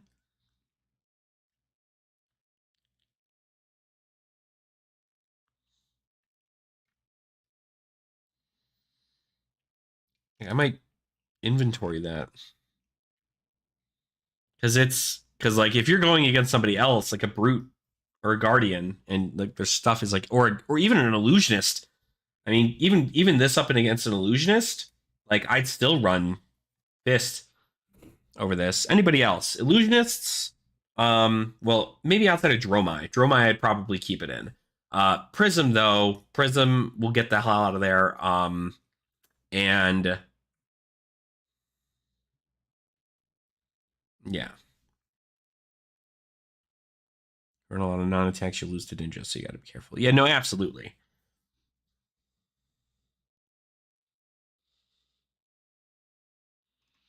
Well, let's maybe just for temporary sake do that.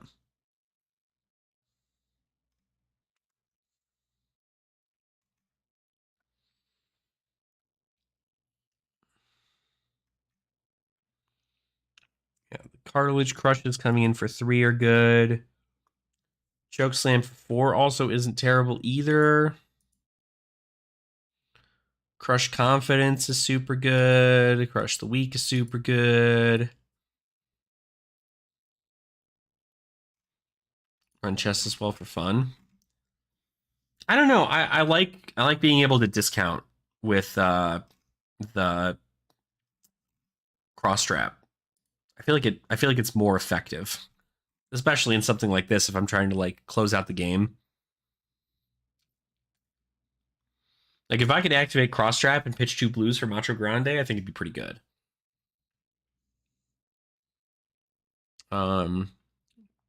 Disable might be a little too much. Blue disables are fine. Debilitates 4 more damage to hero the first Texas. I think that's also okay. We could also thump.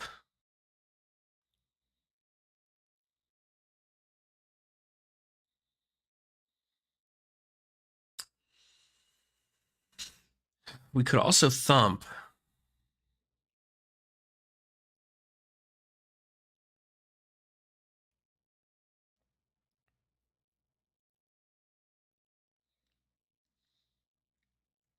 Yeah, I agree. Merging dominance we don't need.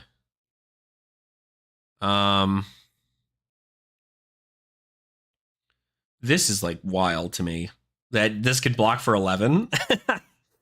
Like that's kind of wild if that's the case, but paying for 6 is just ridiculous.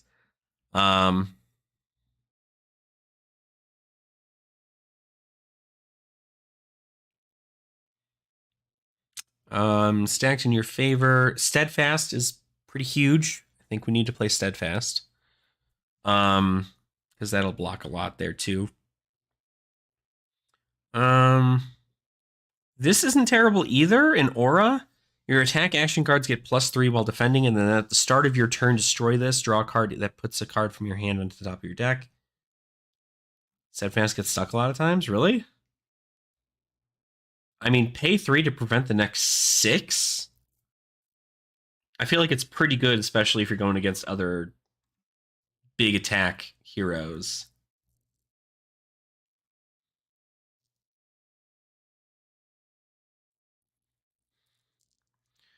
True. True. That is Clash stuff. Thunderquakes for sure. We're not going to do any wages. Now, do we do the blocks, right? Do we do things like Test of Strength? Because that blocks for 4, and we clash. But I mainly want to clash with this. I don't want to clash with anything else.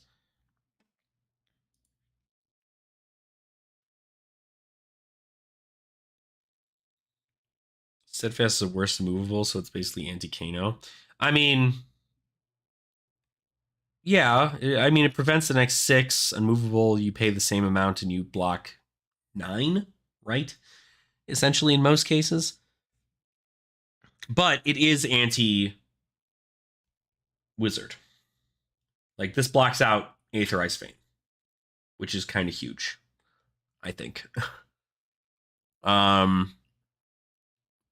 not going to play yellows, because why the fuck would we do that? We still need some more reds, though. I want like a 50-50 split almost between these. Boop, boop, boop, boop, boop. Cartilage Crush will put you back in there. Maybe even a Buckling Blow.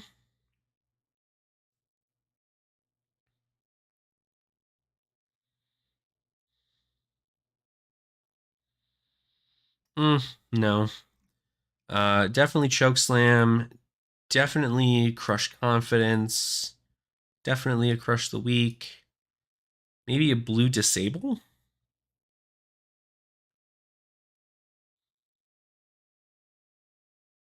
Blue Debilitate's good. I want Blue Steadfast. I want Blue Macho Grande. I want...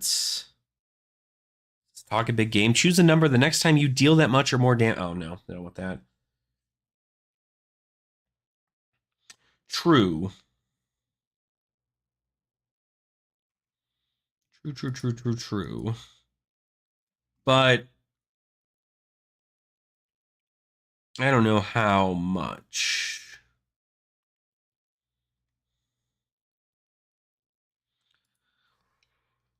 Okay, we need like 8 cards. So 3, 3, 3, 3, 3, 3. I'm sorry, this blocks for 2. Ew, actually. It blocks for 2. I don't know.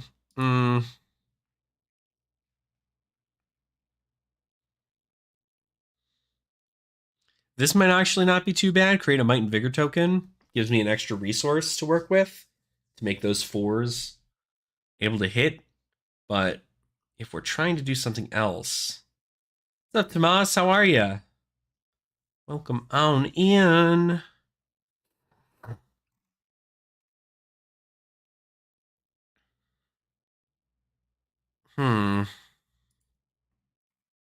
That's right. Clash Yoji. Oh, you know what? We need defense reactions. We need to get Sink Belows in here. We need to get Unmovables. We need probably Fate for Scenes. And then we need blue... Well, not blue. What? Blue Unmovables. So I was right. And I think maybe we're good. AB5? Get your AB right here, buddy. Steadfast. Steadfast is AB5. That's all I need for that.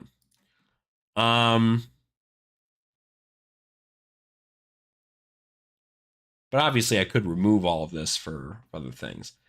But yeah.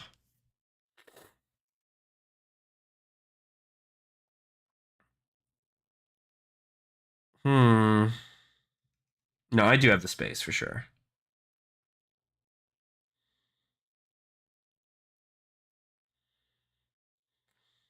Could do a quelling.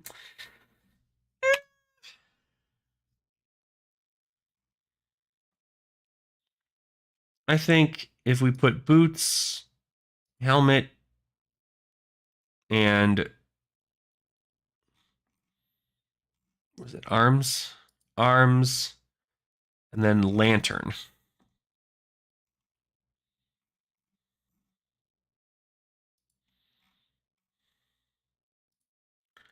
Might be okay.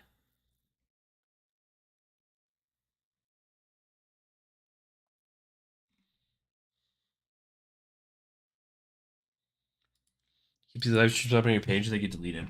I unlist them as the live streams are finished, but I'm thinking about making a VOD channel and just like putting them over there, because unless you guys would prefer, they'd be fine, right? I don't mind having them live on the channel, I just know that sometimes with like how long we go, right? It's a 2 hour long video. I don't think most people are watching 2 hour long videos, but up to you know the people there.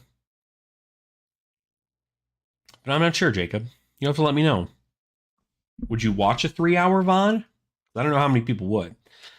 Whenever this defends, create a might token under another hero's control. Yeah. I mean, it's mainly just for defensive value.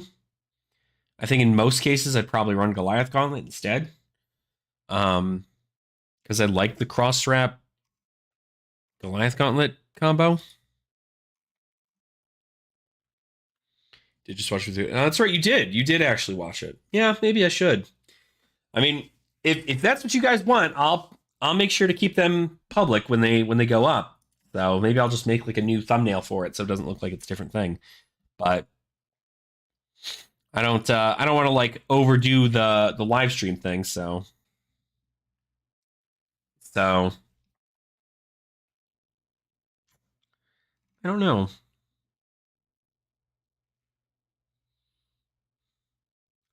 But at least we have most things that block for 3. Got a bunch of blues.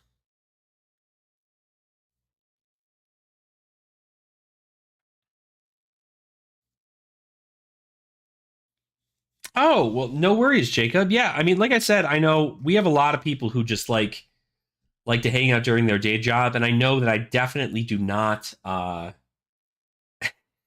don't stream at the most awesome times. It's usually in the middle of a weekday when most people are at work. So, if that is what you guys want, it does not take me any additional effort to do that. If you want an unedited VOD where we just talk about the stuff, by all means, right? We can do that.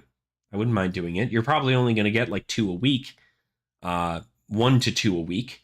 But if it is something that you guys are just like, oh man, I wish I could have caught up on that content, I will gladly post it. I'll gladly post it.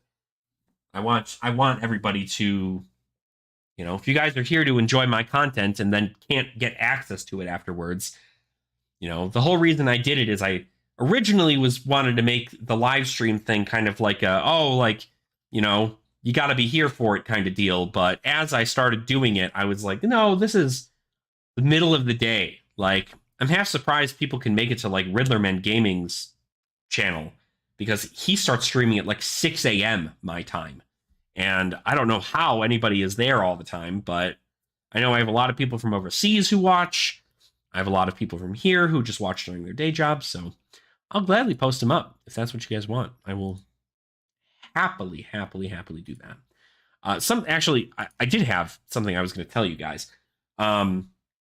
Before we kind of move on to that, I did at one point have a Patreon.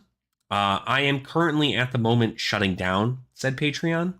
The reason I'm doing that is because there was not a whole lot of general things I could do for my patrons. I rarely have a lot of time in between work and my social life and getting all this other stuff ready for content creation on the main channel. And I don't feel like personally we're at the point where I can sacrifice more time specifically for that. So that is kind of how that works. But what I did have set up here on YouTube is a channel membership. We do have channel memberships for this channel. I think it's like $5 a month or something. And you get an emote to use in the chat. Hopefully, if I can, once my girlfriend's hopefully feeling better, I may be able to get some more emotes to be commissioned for her for the channel. Otherwise, I can always go ahead and find somebody on like Fiverr to go ahead and make emotes for me too. There is also like badge loyalty stuff and things like that. It's kind of like Twitch, if you've ever gone to live stream over on Twitch. So there's like loyalty badges and so on and so forth. And like I said, it's $5 a month and you're still supporting the channel. You're just not, it's just not over on Patreon. I have like a special community poll thing for members so I can make like posts on YouTube directly for members. So if I ever do end up having some kind of special content in which I want it to be like, I don't know, I don't know, something like market watch videos or something of the sort, we can always go ahead and do that. But yeah, so that is the thing if you guys are interested in it. But in case any of you guys do have the aching question in the back of your mind, like, does he have a Patreon? I literally just shut it down today, and I'm telling all of my patrons that are over there that have been supporting me for a few months to go, hey, come on over to YouTube and just subscribe via YouTube. It'll be fine. So, well, this is not terrible. I don't know. I don't know if, I mean, it's just fatigue, right? So I would be curious if this is even set into the game yet. Because even still, we look at all this and we're like, I'm still not great. Yeah, I mean, I'm just going to kind of test the arms. I don't, like, it saves me 3 life, and it gives them a +1 to might. But in most cases, it's not, like, going to be enough. Right, no, absolutely. I mean, like, don't get me wrong, like, I know that it's a downside, right?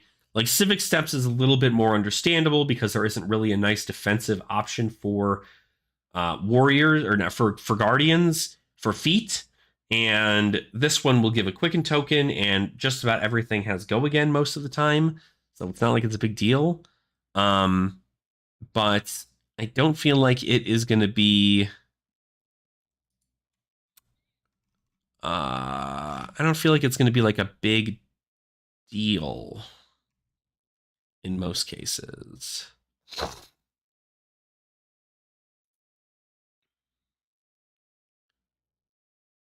But I might Goliath Gauntlet instead in the main. And I think we'll be okay for right now. Because it's either I take out the peak and put in Eisen Helm, the Helm of Eisen's Peak, because it's battle worn and I get some stuff out of it. But I don't entirely know whether or not I want that to be the case. So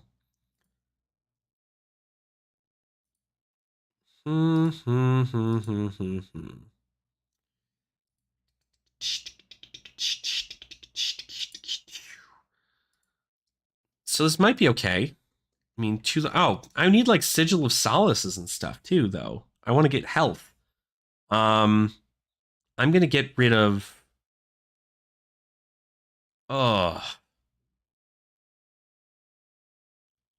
I'm gonna get rid of these stacked into your favors, and I'm gonna put Sigil of Solaces in.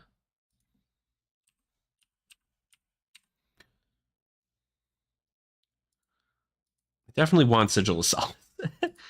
So, okay, so I need to look at this, and I need to see whether or not we're working with enough cards that are going to make me go, okay, cool, I'm fine clashing. Because we have 1, 2, 3, 4, 5, 6, 7, 8, 9, 10, 11, 12, 13, 14 cards out of our 40 card deck that do not have an attack value. They don't have an attack value. And that sucks if we're going to clash. We're not playing Victor. And Victor would we'd be at least able to play something like the Golden Sun, in which we can generate gold tokens, and then those gold tokens we can destroy to fix our clashes in our favor. But with Yoji, he's got 2 additional HP, but I don't know if that's going to be the better bet. Because I don't want them to, I don't want to go up against like a ninja, attack with a thing, and go from there. More attacks for sure. But see, like, I give up so much defense value by putting in more attacks. Like, don't get me wrong, I still block for 3, but I mean, maybe I don't do fates. I definitely want to keep like a steadfast in here. I don't know. I'm sure. Hold on. Guardian, attack. Maybe for wizards, the mills. Well, yeah, that's what I'm saying. Like, I think like mill is very specific. Obviously, like you're probably only going to be using Miller's Grindstone into decks that you know don't have like big attack cards. But even playing against Wizard has things like Findel's, like Icelander plays Findel's Fighting Spirit in Wounded Bowl.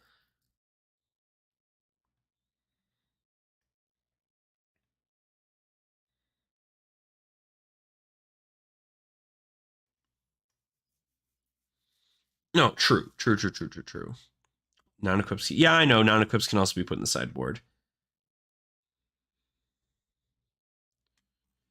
Um,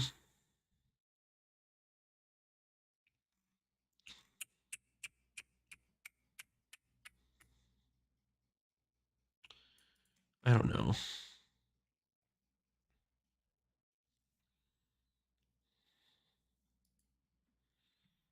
Right. 4/7 powers. But I mean, even still, like, that's the thing with this is like, if you lose one clash, that's one damage forever you lose on this. I mean, the odds are very low, but when they're not, I mean, when it doesn't work out in your favor, like, it's just bad RNG. Like, it's just not going to happen. Now, what you could do instead is you could remove the Steelbeard Buckler and play 2 Miller's Grindstones. So that way, when one of them runs out, you can attack with the other one, and you can dual wield Miller's Grindstones.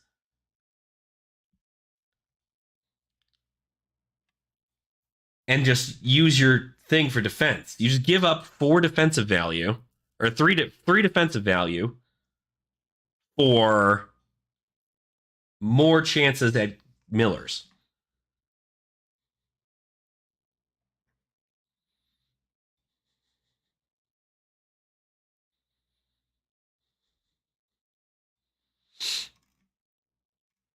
Well, I mean, yeah, like you could have Titan's Fist in the other hand, but like, so just like attack with Miller's until like it's stupid to do that anymore, and then attack with Titan's Fist. I don't know. We'd have to see. We'd have to see. I am gonna go ahead and say that we can try this. So this is gonna be rough.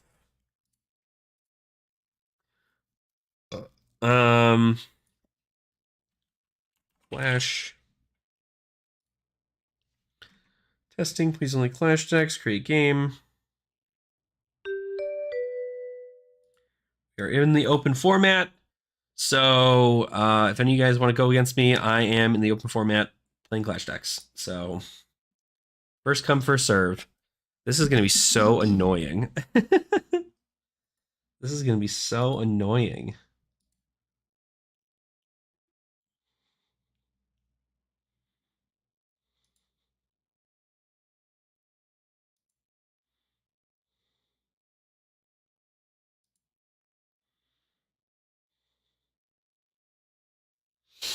Hmm.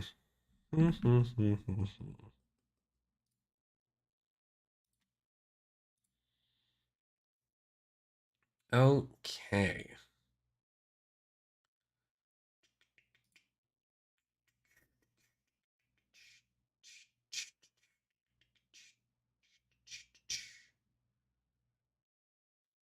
Can jump in for another half hour. No worries. No worries. We are just vibing real quick. Check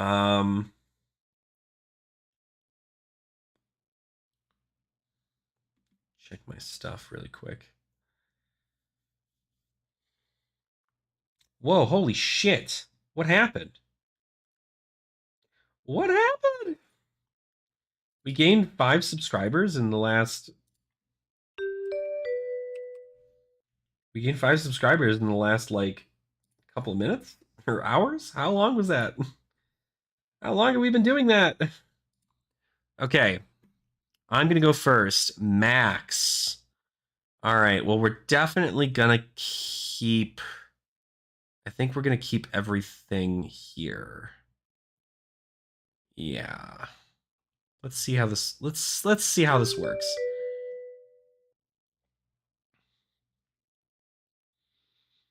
All right, Tomas. This is what we doing.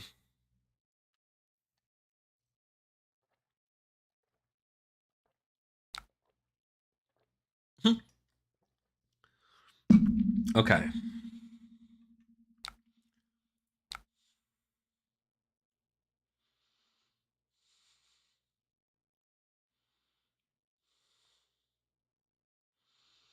Hmm.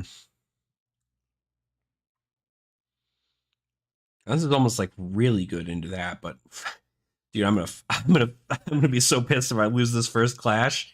I'm gonna out my mind, for this. I mean, it's good to get some damage off, that's for sure. Yeah, I guess that's the whole hand, right?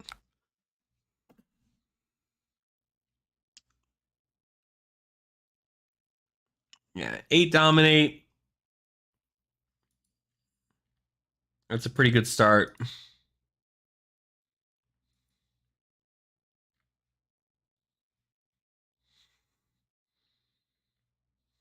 And all the armor too. Oof.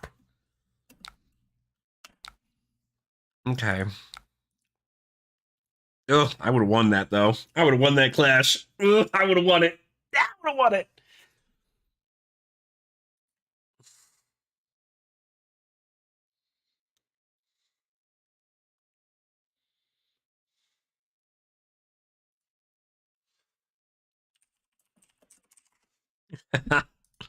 I would have won that shit so bad.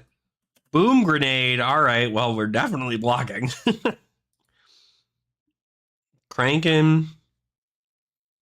Must defend with an equipment they control. I'll just defend with this. And then this. Yeah. Go ahead and get your Quicken token. It's different here because, like, now you can play cards without having to boost. You can just get that. You just play them. Banksy. Block for 3. You got it, dog.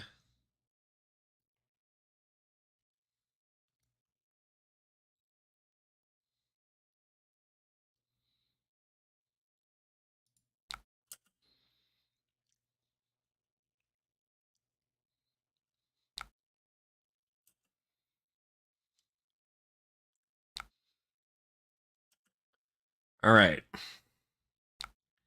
Now, the real star.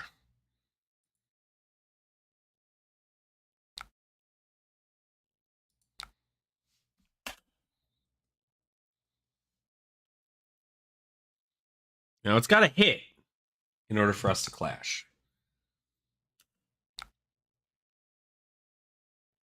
I win.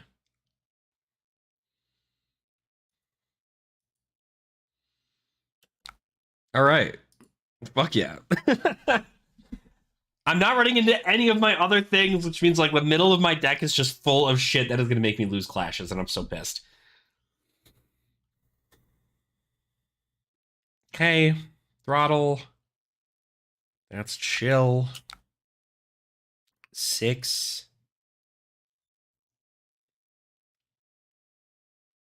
I feel like I should be playing my...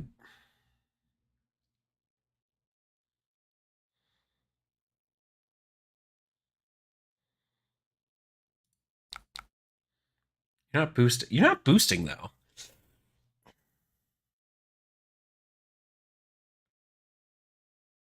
Mm.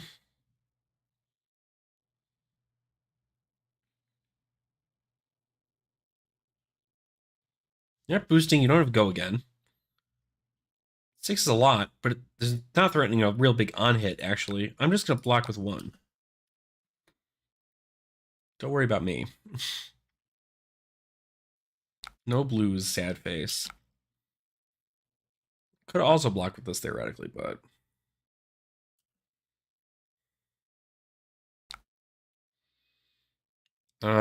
Maybe we can even threaten a little bit more here.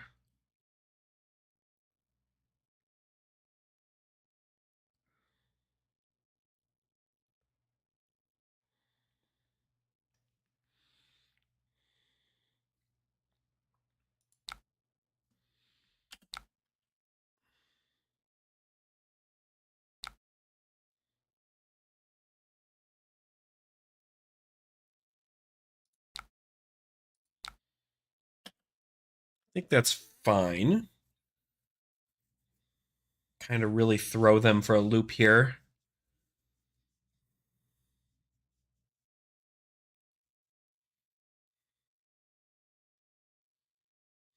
Well, that certainly would have had no use. You just got to block 6. So that'll be fine.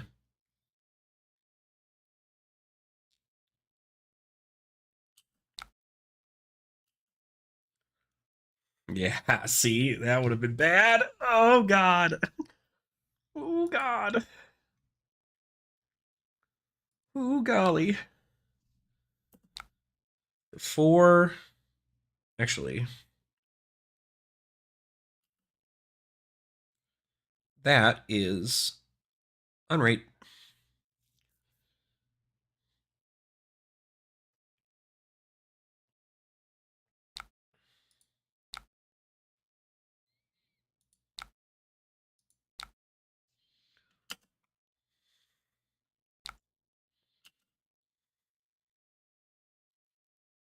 Max, make a thing. Crank it.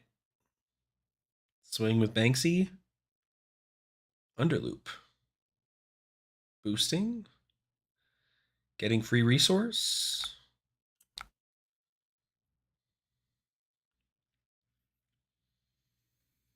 Hmm. You're not boosting. Okay. Then we're good to do this, I think.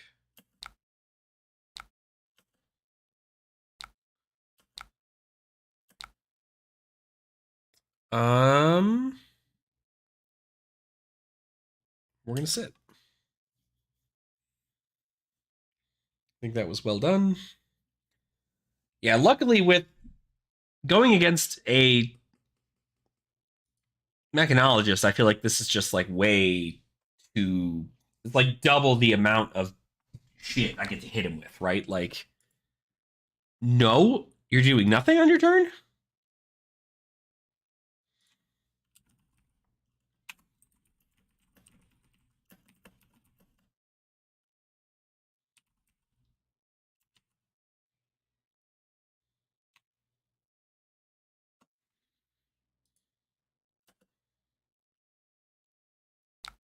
Interesting.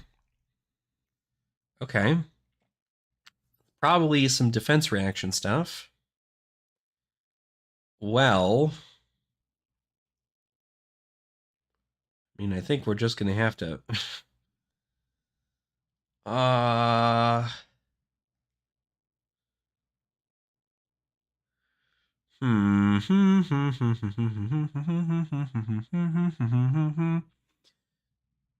Bop, bop. Let's risk it.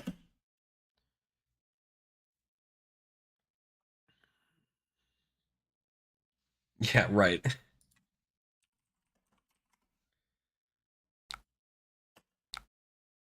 Damn it, damn it, damn it. Damn it, I knew it. Damn it. Damn it. Damn it. Damn it. Shoot. Frick. Hate it. Hate everything about that. That sucks. Stupid. Stupid. I knew my chances were so incredibly high for that. Uh, hate that. It's okay. 3 is still incredibly good, so we're fine. Um, we're just gonna take the value block on that. I don't care whether or not you get a card. Just mill more things out of your hand, in a way.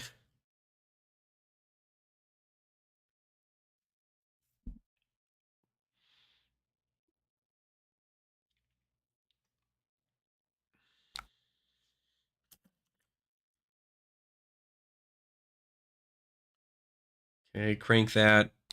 Soldier Boy, soup up. You did get the go. How did you get the go again? Oh, because you destroyed a hyperdriver earlier this turn. That's right.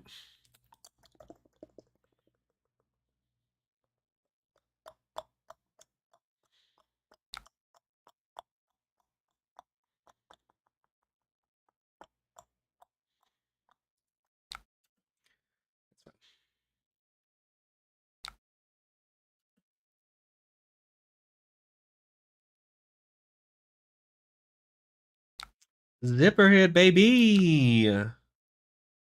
That's what we like to see. I think we're still going to go for value here.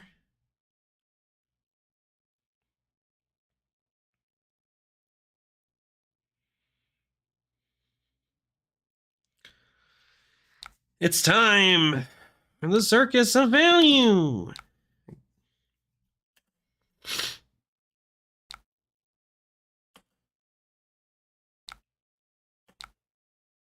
Block with this. Okay. My turn is do nothing. Okay. Like, I think like the turn of the century is to just get everything that doesn't have an attack value, play it as defense, and then keep the rest of my deck full of cards that have those things. So not terrible here. I think I'm actually going to no. Maybe.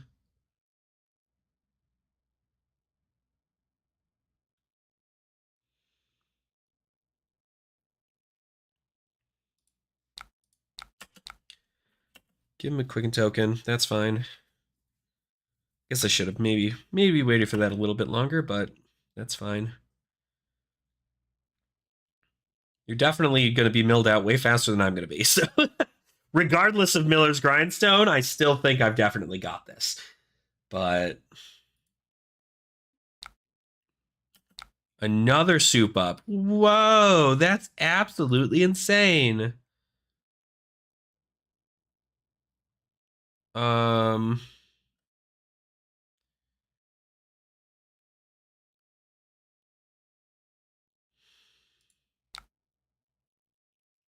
You can draw another card.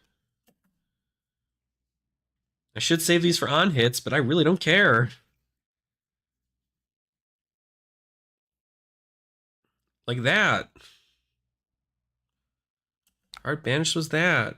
We're going to go ahead and block.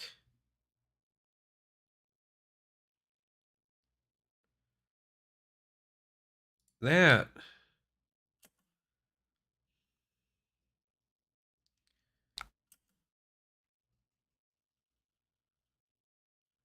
Max, do the thing. So you're going to get 2 AP? No, you just recycle the AP. That's right. Get another hyperdriver. Ranked. That's actually fine.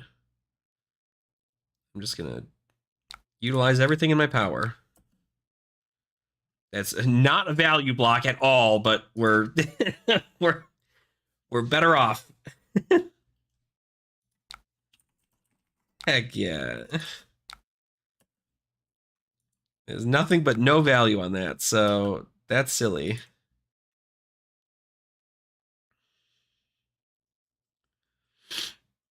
Okay. A terrible hand. 12 cards left in deck already to my 23. 19 life.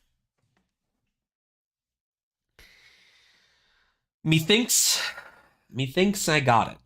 I'm out of armor, though, which is really bad. But not super bad, because it's not like there's, like, you know... I can't remember. Does the deck play payload? Even if it does, I mean, like, not the end of the world, but my goodness. Payload's a good card.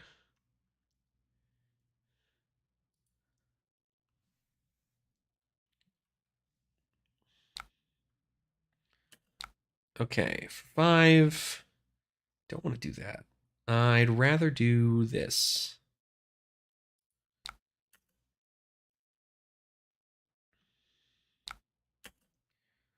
Take a little bit here. Met X. This hits. An item comes in the arena. We don't need to worry about that, though, because we've got Jank. We're going to actually keep that on top. I like that. Save for scene is the good call because it lets me opt into clashes, and that's what I want. Make another guy. End your turn. Okay. All right. Swing, pitch, 3 damage. You can block it with 1 card now, but it means you got to block, so that's also pretty good. Yep, that's fine. Card in arsenal. There we go. I think we're rocking some shit right now. Man, 2 Miller's Grindstones would have been something else this turn. Something freaking else.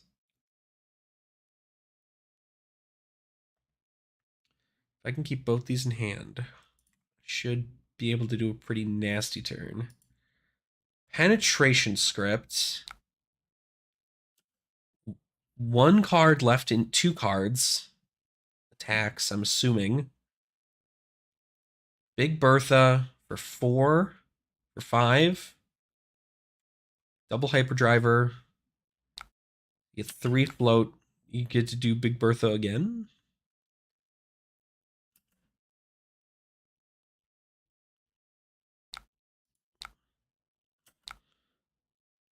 Put that in the bottom.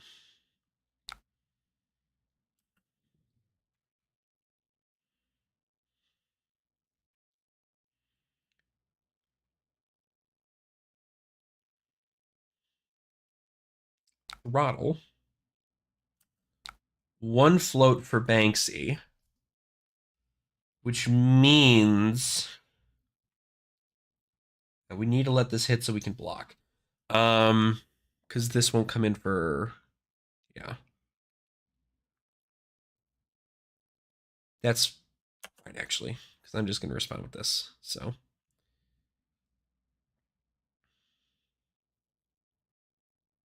Yep, 6 cards. Woo! Yeah!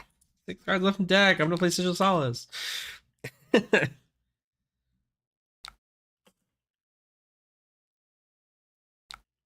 Swing a Banksy. I'll go ahead and we'll just hit that.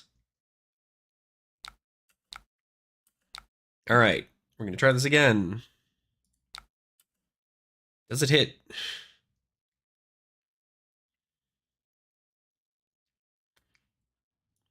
Does not. That's fine.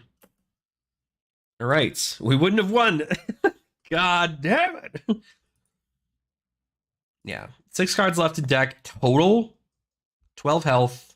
Another Sigil of Solace in hand. I just got block. That's all I'm going to do now is just block. Everything blocks. Everything blocks. Yeah, everything blocks. All of it blocks. Yeah. Banishing the script. Giving it 2. Gonna go ahead. Block with...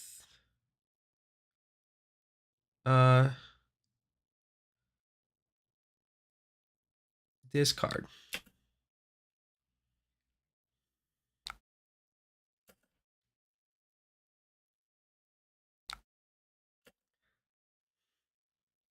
X, Crank, Banksy. Gonna go ahead and block with this. That is good. Okay. Now that you've got 4 cards left in deck, 8 power. Now we can start doing stuff. 8 damage, and you get a -2 to your next ability, which is great. So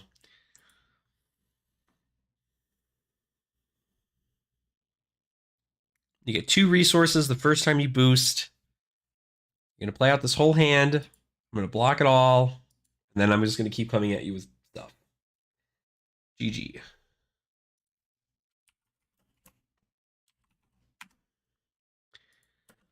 I mean, this whole thing into a mechanologist is like way in favor of the Guardian. Like, it doesn't, the 2 health doesn't matter. It's everything else. So this gets overpower. That is super insanely cool. It's also very, very, very cool that I can just do that instead.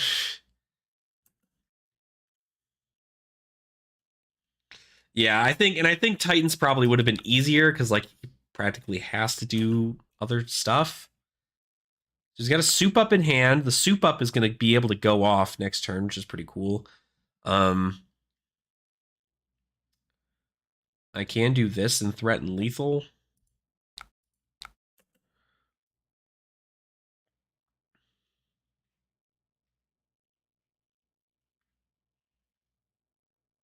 I guess you're right. I guess I could have done that too, but no, it's fine. I'm ripping cards from hand anyway. It's not like not like I can do anything about it. So add that to arsenal. You got one card left. That's it, and they can't even play. They can't even pay for it. So we are just going to chokeslam into that. GG. Damn. Whew. Boy howdy. These guys. This shit's stupid. I hate fatigue strategies. I really do.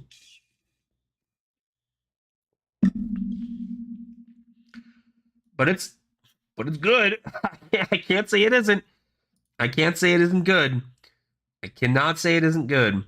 Mills grind, it's just rough because like you gotta really do it.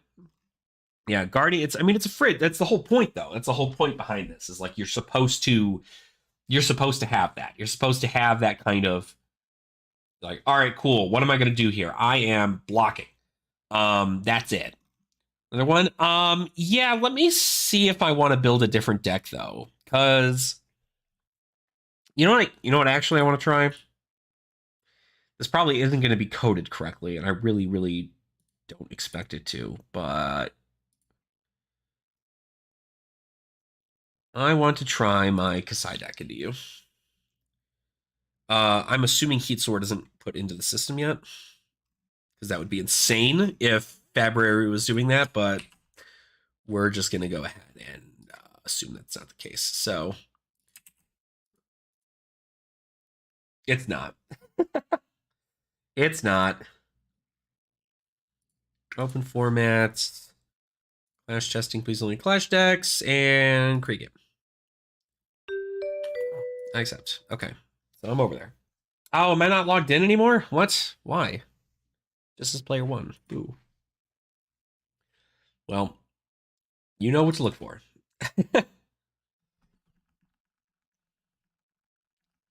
I'm curious how this deck is going to work out.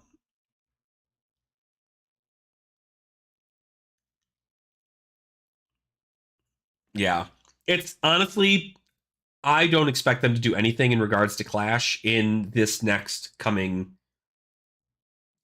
couple of weeks. I imagine they might get back to you sometime in February, because after, because spoiler season is so intense for February, I'm almost certain. So it's just very gonna be a lot for them to get all that going. So I don't expect there to be a ton of work for that.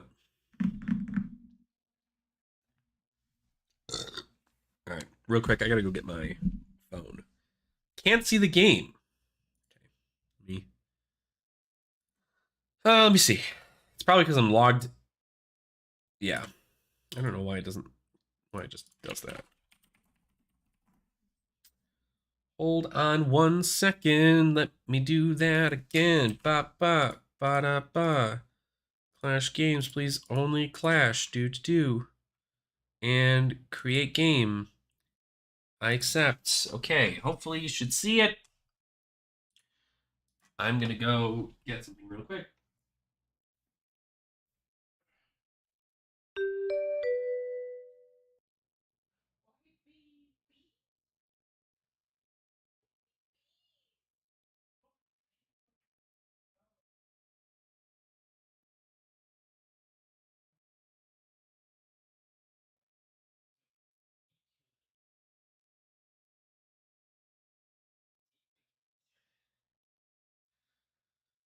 Okay. Dun, dun, dun, dun, dun. Dun, dun, dun, dun, dun. What is this?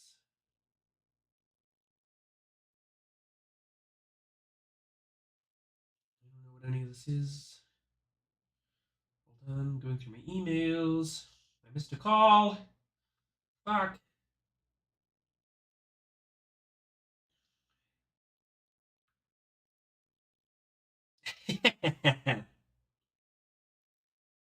What? Oh, going through my. I'm going through my stuff real quick. I'm going first. Okay, fuck. Really? You don't want to go first against Vincent? Well, I at least got to play some AB then. Yeah, maybe not all of it, but some of it. Actually, I think I'd rather do this and then. Yeah, that's fine. That's chill. Okay. Let's see what we got going on here. I'm going to sequencing.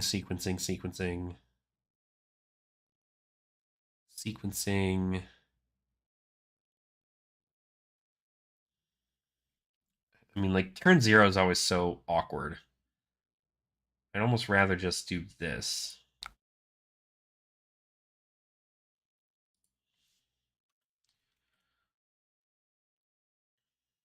Turn 0 is so awkward. It's like, yeah, they're going to block. Duh. The entire cloak side. Sway Cluff. Okay, so that's at least 4 damage prevented. A go again on that, and then ebb and fold to get a draw card. The good news is that they're always going to start their turn with only 3 cards in hand.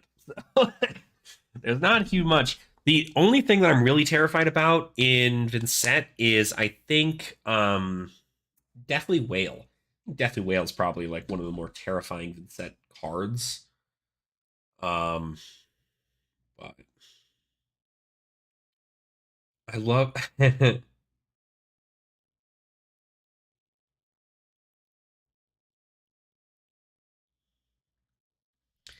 so funny. I had a I don't know if this person's going to show up here and oh, are you not here?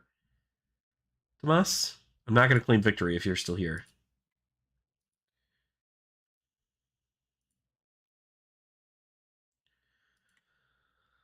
Um It's funny. I just had a I saw that I just got a comment on one of my YouTube videos because I made that video on the heavy hitters TCG player bundle thing, and he's messing up for him. Yeah. Okay. We'll just try it again. Let's try it again. I'll do it one more time. Oops. Where the hell are you? Kasai 2.0 Clash Heavy. That is the same deck, yes. Name Clash Testing, please only Clash decks. Boom. All right. I am back up. But I had somebody on I had somebody on my YouTube video for the Heavy Hitter CCG player bundle. They made a comment on there saying that it's terrible value because they can buy a case for $295 after taxes, shipping, and fees. And I had a whole thing in the comment section that was just like, oh, that's kind of interesting because I think this is also Tomas. I am going to go first in this case. But now I need more. Fuck. Now I need it all. So, fuck. AB3 is not going to be like the best for me here. This actually probably is going to suck. But we'll see. It is Tomas. Only Tomas would have done it. Is it 40 card max? Yes. Maybe it's not. Maybe it's not. This might be somebody else. I can't remember. Anyway. More the fact that I don't like the promo card. That's fair. I think the thing is like the promo card. Check to make sure he doesn't have amulet. Yeah. I mean, if he plays it, he plays it. I don't really care around it. Do I want to drop stuff? Probably. I'm going to keep the blues in my hand, though. Pitch. Because I don't really care. They can block with one thing. It'll be fine, whatever. I don't want that yet, though. Oh. Really? Okay. Computer died. No worries. No worries. No worries. We're going to keep the hit and run down there. Yeah. So, Aetherized Vein, I'm just going to go ahead and block 3 of that with this. Avoid paying 2 to avoid discarding. Actually, no. I am going to discard this because it's a red.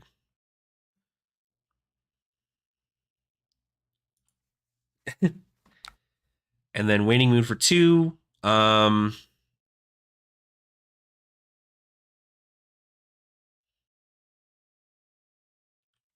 Then I can go ahead and just do this. Pay the 2 for Arcane Barrier. Okay, so I got the armies in like the fucking beginning of my deck. I hated it.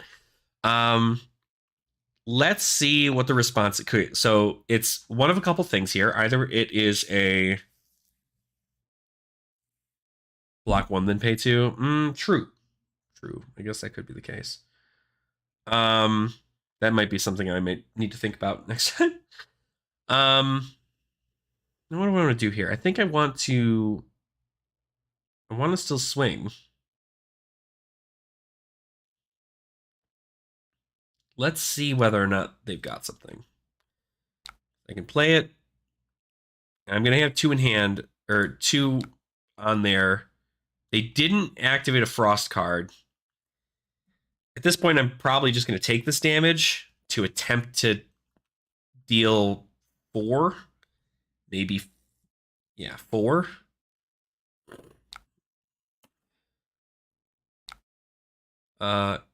No. Nothing. That's sketch, but I understand. Usually by this point, you'd want them to give me a frostbite, so I can't. So I'd have to spend all my resources to do that, but... E-Pot. Oh. Okay. Very interesting. And an E-Pot and... Oh, Amulet of Ice. All right, I gotta send a message. I gotta say something. Sorry.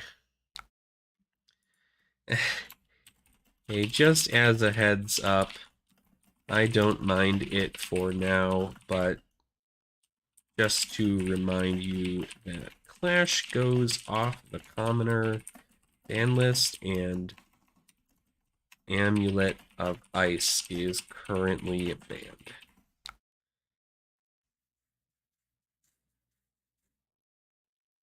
For 2, I'm gonna go ahead and... Because I guess if I block 3... Well, you're good. Play as you would. Just a reminder for next time.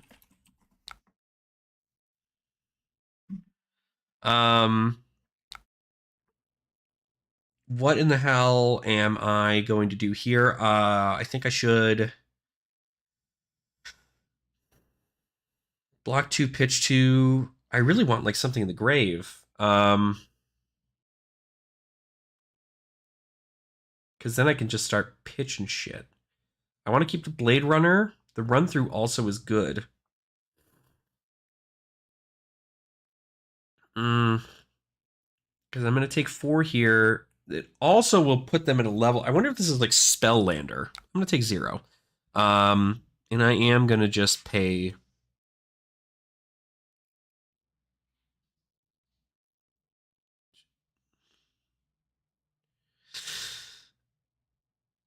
No, I'll get rid of Out for Blood.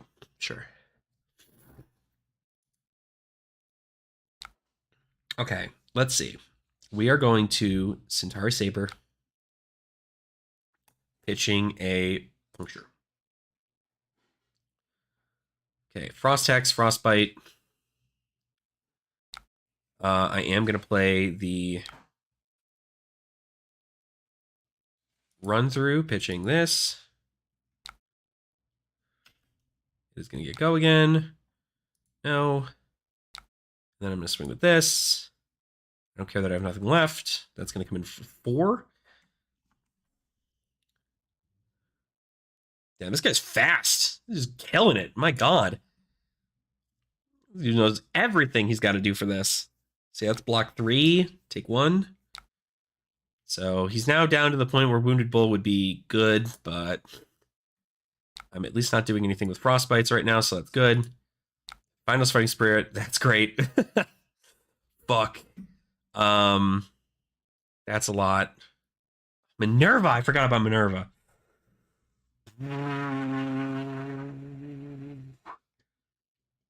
God, did we block this? Did we block this and just put Minerva in? Fuck.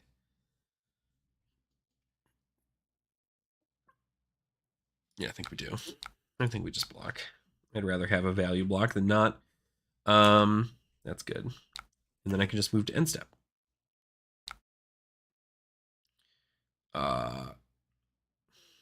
Yeah. We're just going to move to end. Polar Blast, Frostbite, that's fine. Pay 1 to prevent dominate, no. I will pay 3 to get rid of that. I'll take a damage. Nothing. And then I'll put that in Arsenal.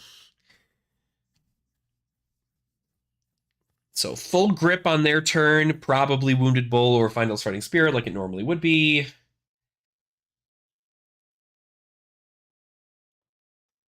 Winter's Bite, pay 1 to avoid discarding. What is in my grave right now? 2 yellows, 2 reds at least. Can I put another yellow in there? At that point, I could pay the 1.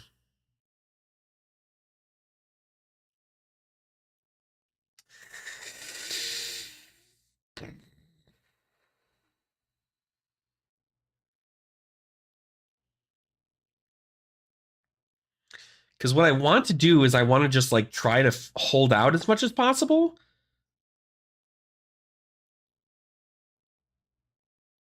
No, I should be keeping cards in my. I should be keeping cards in my deck.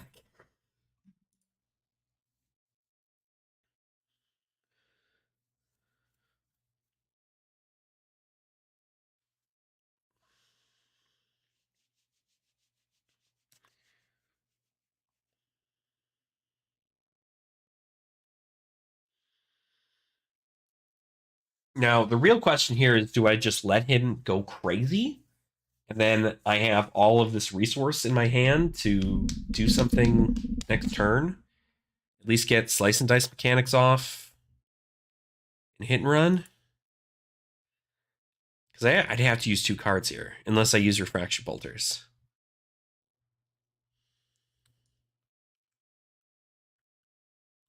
And that's the downside. But Minerva will actually get a bump. Minerva will pop up, +1. And then I have to... Uh-oh.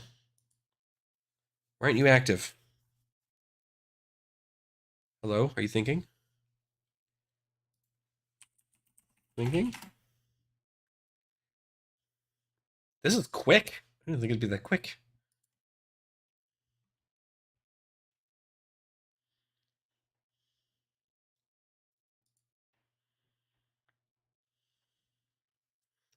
Because I could start my turn, make a gold token, Because I've got 2 yellows, 2 reds. Okay, brain freeze. Why were this? Oh, because you got to look at my hand. That's right. Top of the deck. Well, that's pretty good. An action card with yeah. Well, that's any of these. So, but it had to be fuse, right? Oh, Frostfang is revealed. So yeah. Yep. So that'll happen. Unfortunate. We'll just say no.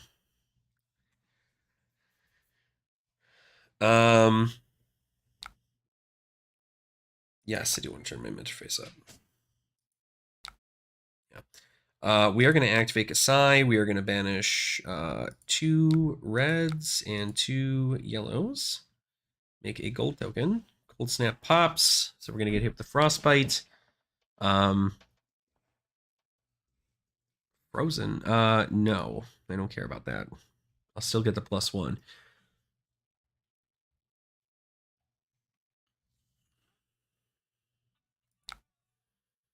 Okay. Waning Moon coming in for 3. I think at this point I should just block out 3.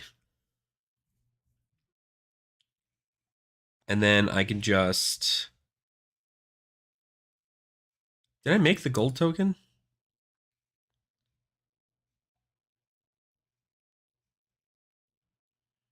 Oh, the next time a weapon, your hero hits this. I gotta... So I have to hit this.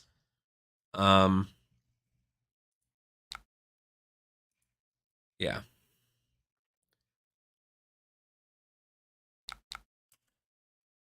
Okay, I get to make the gold. I have no floating. No.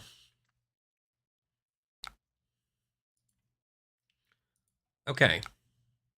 8? Gosh, that's a lot of damage. I just want to block all that. 9, I can play Goblet.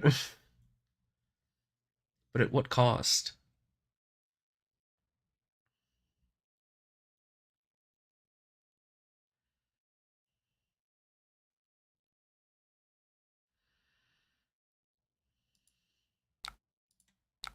I guess it'll get some more of these in the grave.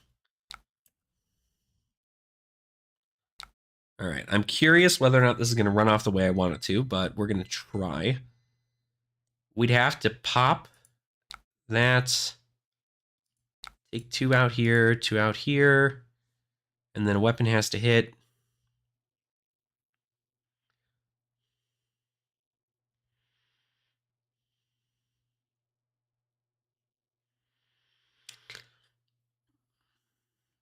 See, the fact that a weapon has to hit is kind of like, okay, cool, like, you still have to make sure that's the case. Against ice, this is just so... I don't know, it's such an interesting play. I don't know. Obviously, like, I'm hoping that there are better cards against this. But I think my game plan is just to get allies out eventually. Because I'm going to run into my Raise the Army again. And when I do, I'm going to at least get hopefully 2 gold tokens.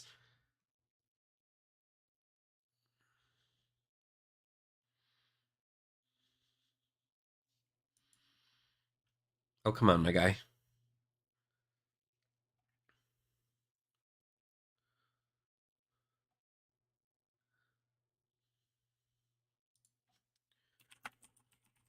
No worries. Because theoretically, what I could do here is I could pitch to get the gold, draw a card, have both these cost nothing, and hopefully draw into a go again card.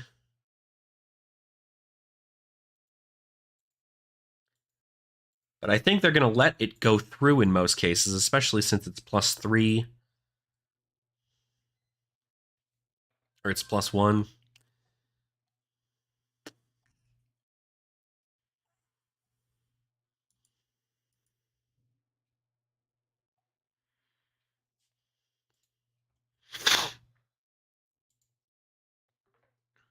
But I don't know. I don't know. It's still very, very close.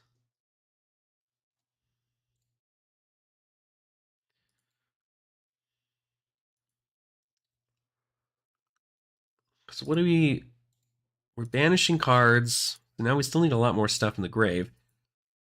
See, that's why I feel like Fatigue Kasai is like going to be the move, right? Is block out everything with your 3 block actions, and then pitch or banish 4, swing with swords when you have like a full hand after your opponent like whiffs or something. And then you should be in the clear. Because like in this case, it's very interesting because like I want to swing and then swing. The odds of that happening though are probably going to be pretty bad, considering. Because we swing, they pop whatever's under here. They could be like an Aether Ice Vein or something, which could prove to be a lot of damage. And then, of course, then being able to play a Waning Moon. I won't get a Frostbite, but I'll take, what is that, 3 plus 3, so 6. I'll take 6 in order for me to deal 6 and gain 2 gold.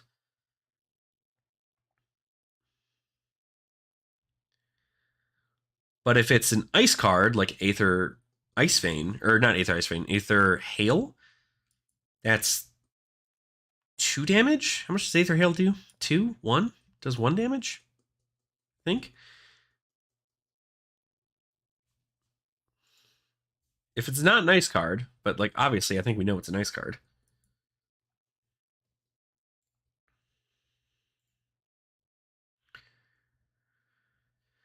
They could also be sitting on the Ice Eternal right now, which would definitely do a lot of problems here. I really hope they'd come back so that I can play them.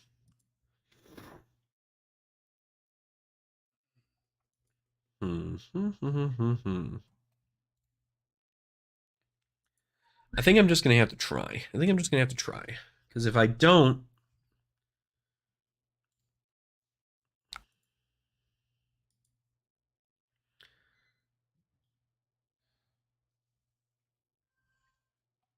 try, the plan is done. So I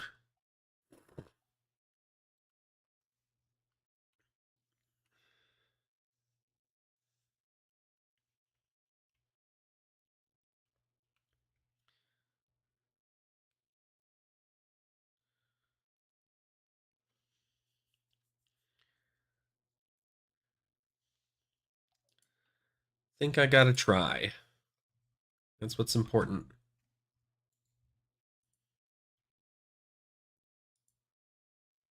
It is a nice Eternal. Fuck. Son of a bitch. Popping the Eat Pot, then playing Ice Eternal, making 8, so 4 Frostbites, dealing 4 Arcane to me. I'm gonna say no blocks. I should have just done 2. I don't know why I didn't bother. Stupid. If I bolters, it's not gonna matter. So, and then I'm gonna take all that anyway. Ugh. Take one, and then okay. Scar for a scar. That's unfortunate. Maybe I just block with that here. I'm gonna block with this actually. Stroke will allow me to have that for free. That's really good. So let's let's just take 1 here. We're getting really down to the wire. I don't know if I love it, but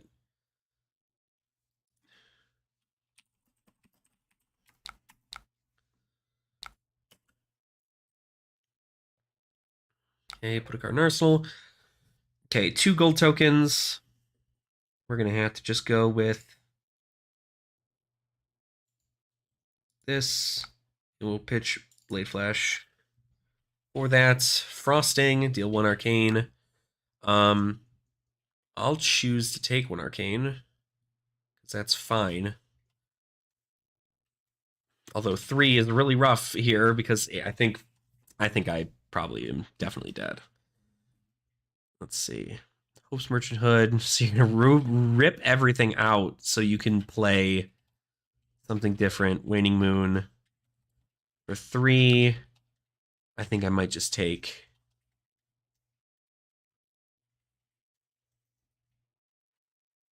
one, because I need 1 float.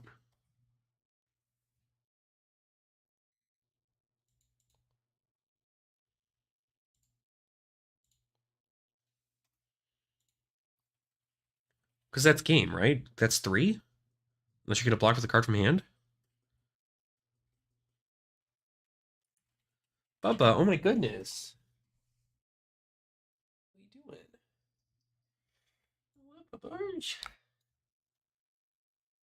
Oh, okay, you're blocking it with Ice Bolt. I am going to then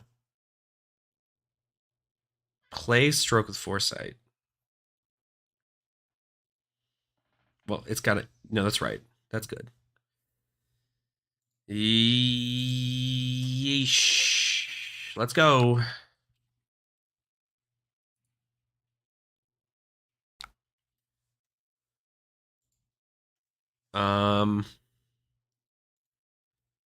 Top of the bottom of your deck and draw. Right? Draw a card, then put a card from your hand to the top of the bottom of your deck.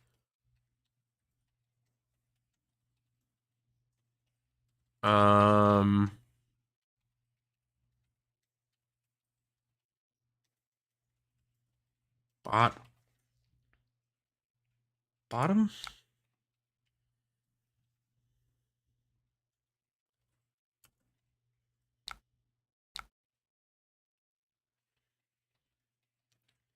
Minerva's going to get out a specialization, raise an army. Yes, give it go again.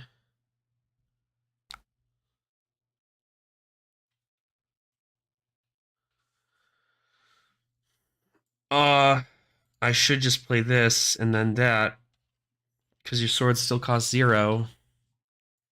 So I should destroy these. This is gonna be rough. I mean, I don't care. Whatever. 2 gold. Make 2 Centauri Sabers. It costs 1. I don't have any resources, but I'm gonna swing with the sword.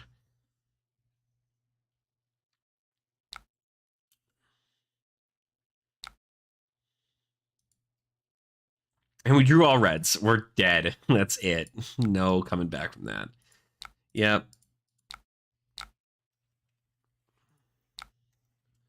GG. Rough. Rough.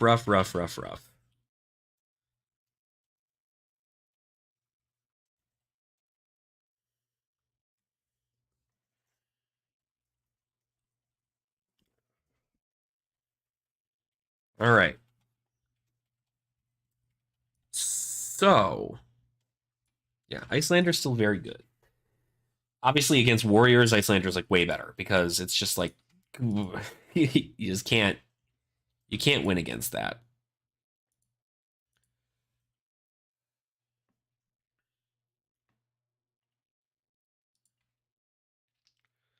But not a terrible one. Not a terrible one. So, okay, let's see. Well, we got a couple matches in. Yoji seems like it could be a contender just due to fatigue. But honestly, I think if I'm going to choose one, Oldham is significantly more terrifying because if Oldham goes into Icelander, you can pitch an ice card to have them take that top card and put it on the top of their deck, which means they don't get an arsenal. Super huge. But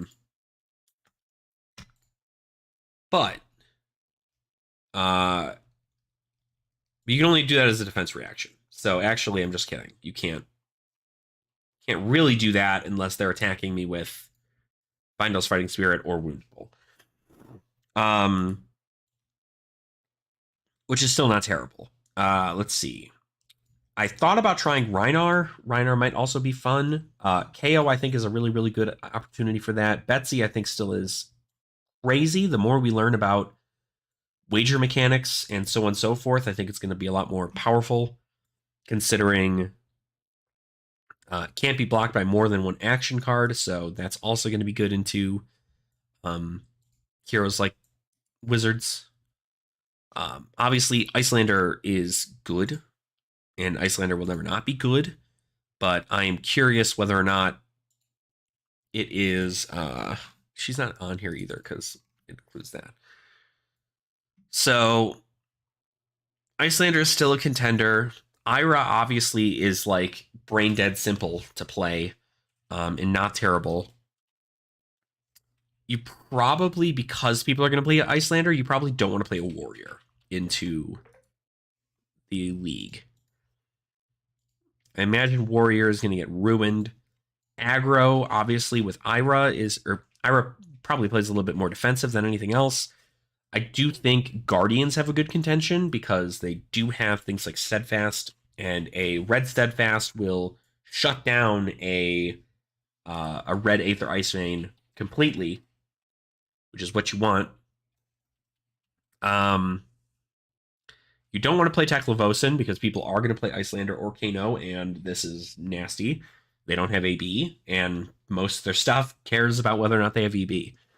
Yoji, of course, being Guardian with an extra 2 health, I'm sure that will cause for, some good stuff. Again, I think Yoji might have a good place. Victor, I also like, but again, I think Victor would win a lot of clashes against Icelander. And I think if Victor were to do that, he can he can keep on winning clashes throughout that mode, pitching cards from the top of the deck. Because, like, if you were able to destroy an Aether Ice Vein from the top of an Icelander's deck, or destroy a pivotal ice card for their deck, pivotal ice card from their deck, I think it would be enough for it to be pretty nasty. But I don't know if that's going to be the move. Again, Guardians like to do Guardian things, so it's not like a terrible idea. I think, obviously, Dromai is probably a good contention into it, strictly because while there are probably going to be a decent amount of Guardians, Dromai does really well into Icelander. So being able to have that opportunity to do that kind of stuff is going to be good. Even if you're able to get like a decent amount of these Centauri Cell Swords out for Kasai, even if one of the Wounded Bulls or Aether Darts or something of the sort has to target one of those Centauri Cell Swords to kill it, that's a huge win for you. But you have to make them. And while I think this new Kasai that's able to make gold and then raise an army is going to be, I would say, powerful, I still think that it's going to be rough into an Icelander meta, strictly because you do have a lot of disruption, a lot of nasty disruption. Max has a great aggro strategy. His attacks are very high power for how little they cost, with the ability to make hyperdrivers. So I think Max is a pretty good aggro contention into it. I mean, shoot, even Arachne, back when I was playing Arachne Solitary Confinement into an Icelander, and I was just able to, I think I was playing Tomas, and I just like hit every inertia I ever needed to against him. That really shut him down. I still lost, but that really was like debilitating. And if I had maybe a better loadout, I probably could have had the game. Chain, I'm also wondering whether or not it's like a good choice, because Chain is very like block, come in with like 7 attacks in a turn. You would still need to get over Icelander and stuff too. Dash is also a good call because you can play like Tekla-Core, or you can play Hyperdriver, and you can just slam stuff out there. And even, I mean, I know, Nathaniel, you said you had Aggro Lexi as a choice. I'm sure Aggro Lexi could be fun too. So, but you did say it's inconsistent. Oh, I don't know. I don't know what I want to do. Very interesting. Fi is always super simplistic, even though he doesn't have stubbies anymore, but it's fine. And then who else?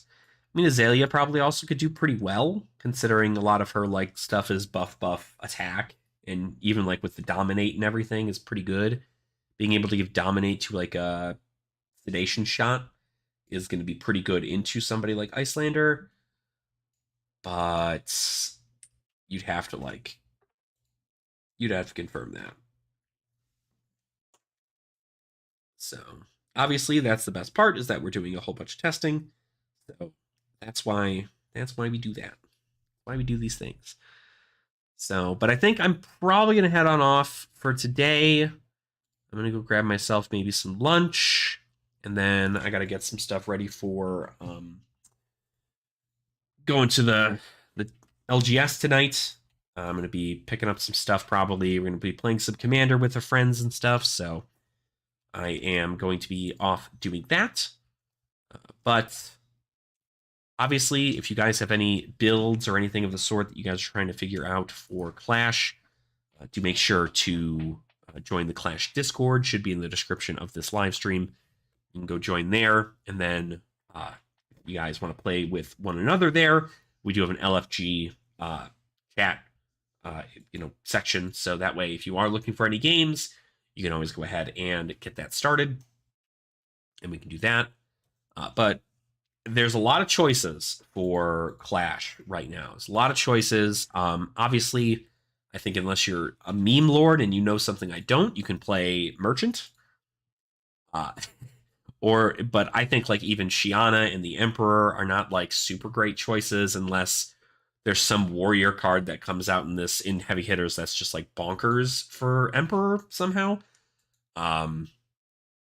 And I still feel like once I get some testing in for Betsy, I do feel like Betsy is going to be pretty nasty. I'm sure there's going to be some pretty good rare wager attacks for Betsy that are going to be super great. And it's all about, again, just keeping reds and blues that block 3 in the deck, and then keeping some defensive strategies. And then you can just go, okay, cool, this overpower. You don't have to pay, you don't have to do some extra stuff on top of it. So fatigue might be the move, or hyper aggro might be the move, or control. I mean, either or, any of them are probably going to do really well, but Icelander obviously likes to do a lot of work here. Anywho, let me know what you guys think. Let me know what you guys might be looking to get into. Obviously, I have to make a video in regards to what the Clash League entails. So I want to get that information out to you guys so you guys know about the Clash League, so you have some time to prepare. And then I also need to look into making a video doing kind of like a small setup for that, so you can do that over webcam. And then everybody hopefully should be good to go and be able to play over Discord with one another. So, anywho, that is it for me. Thank you guys so much for hanging out, and I'll catch you guys all on the next one. All right, bye.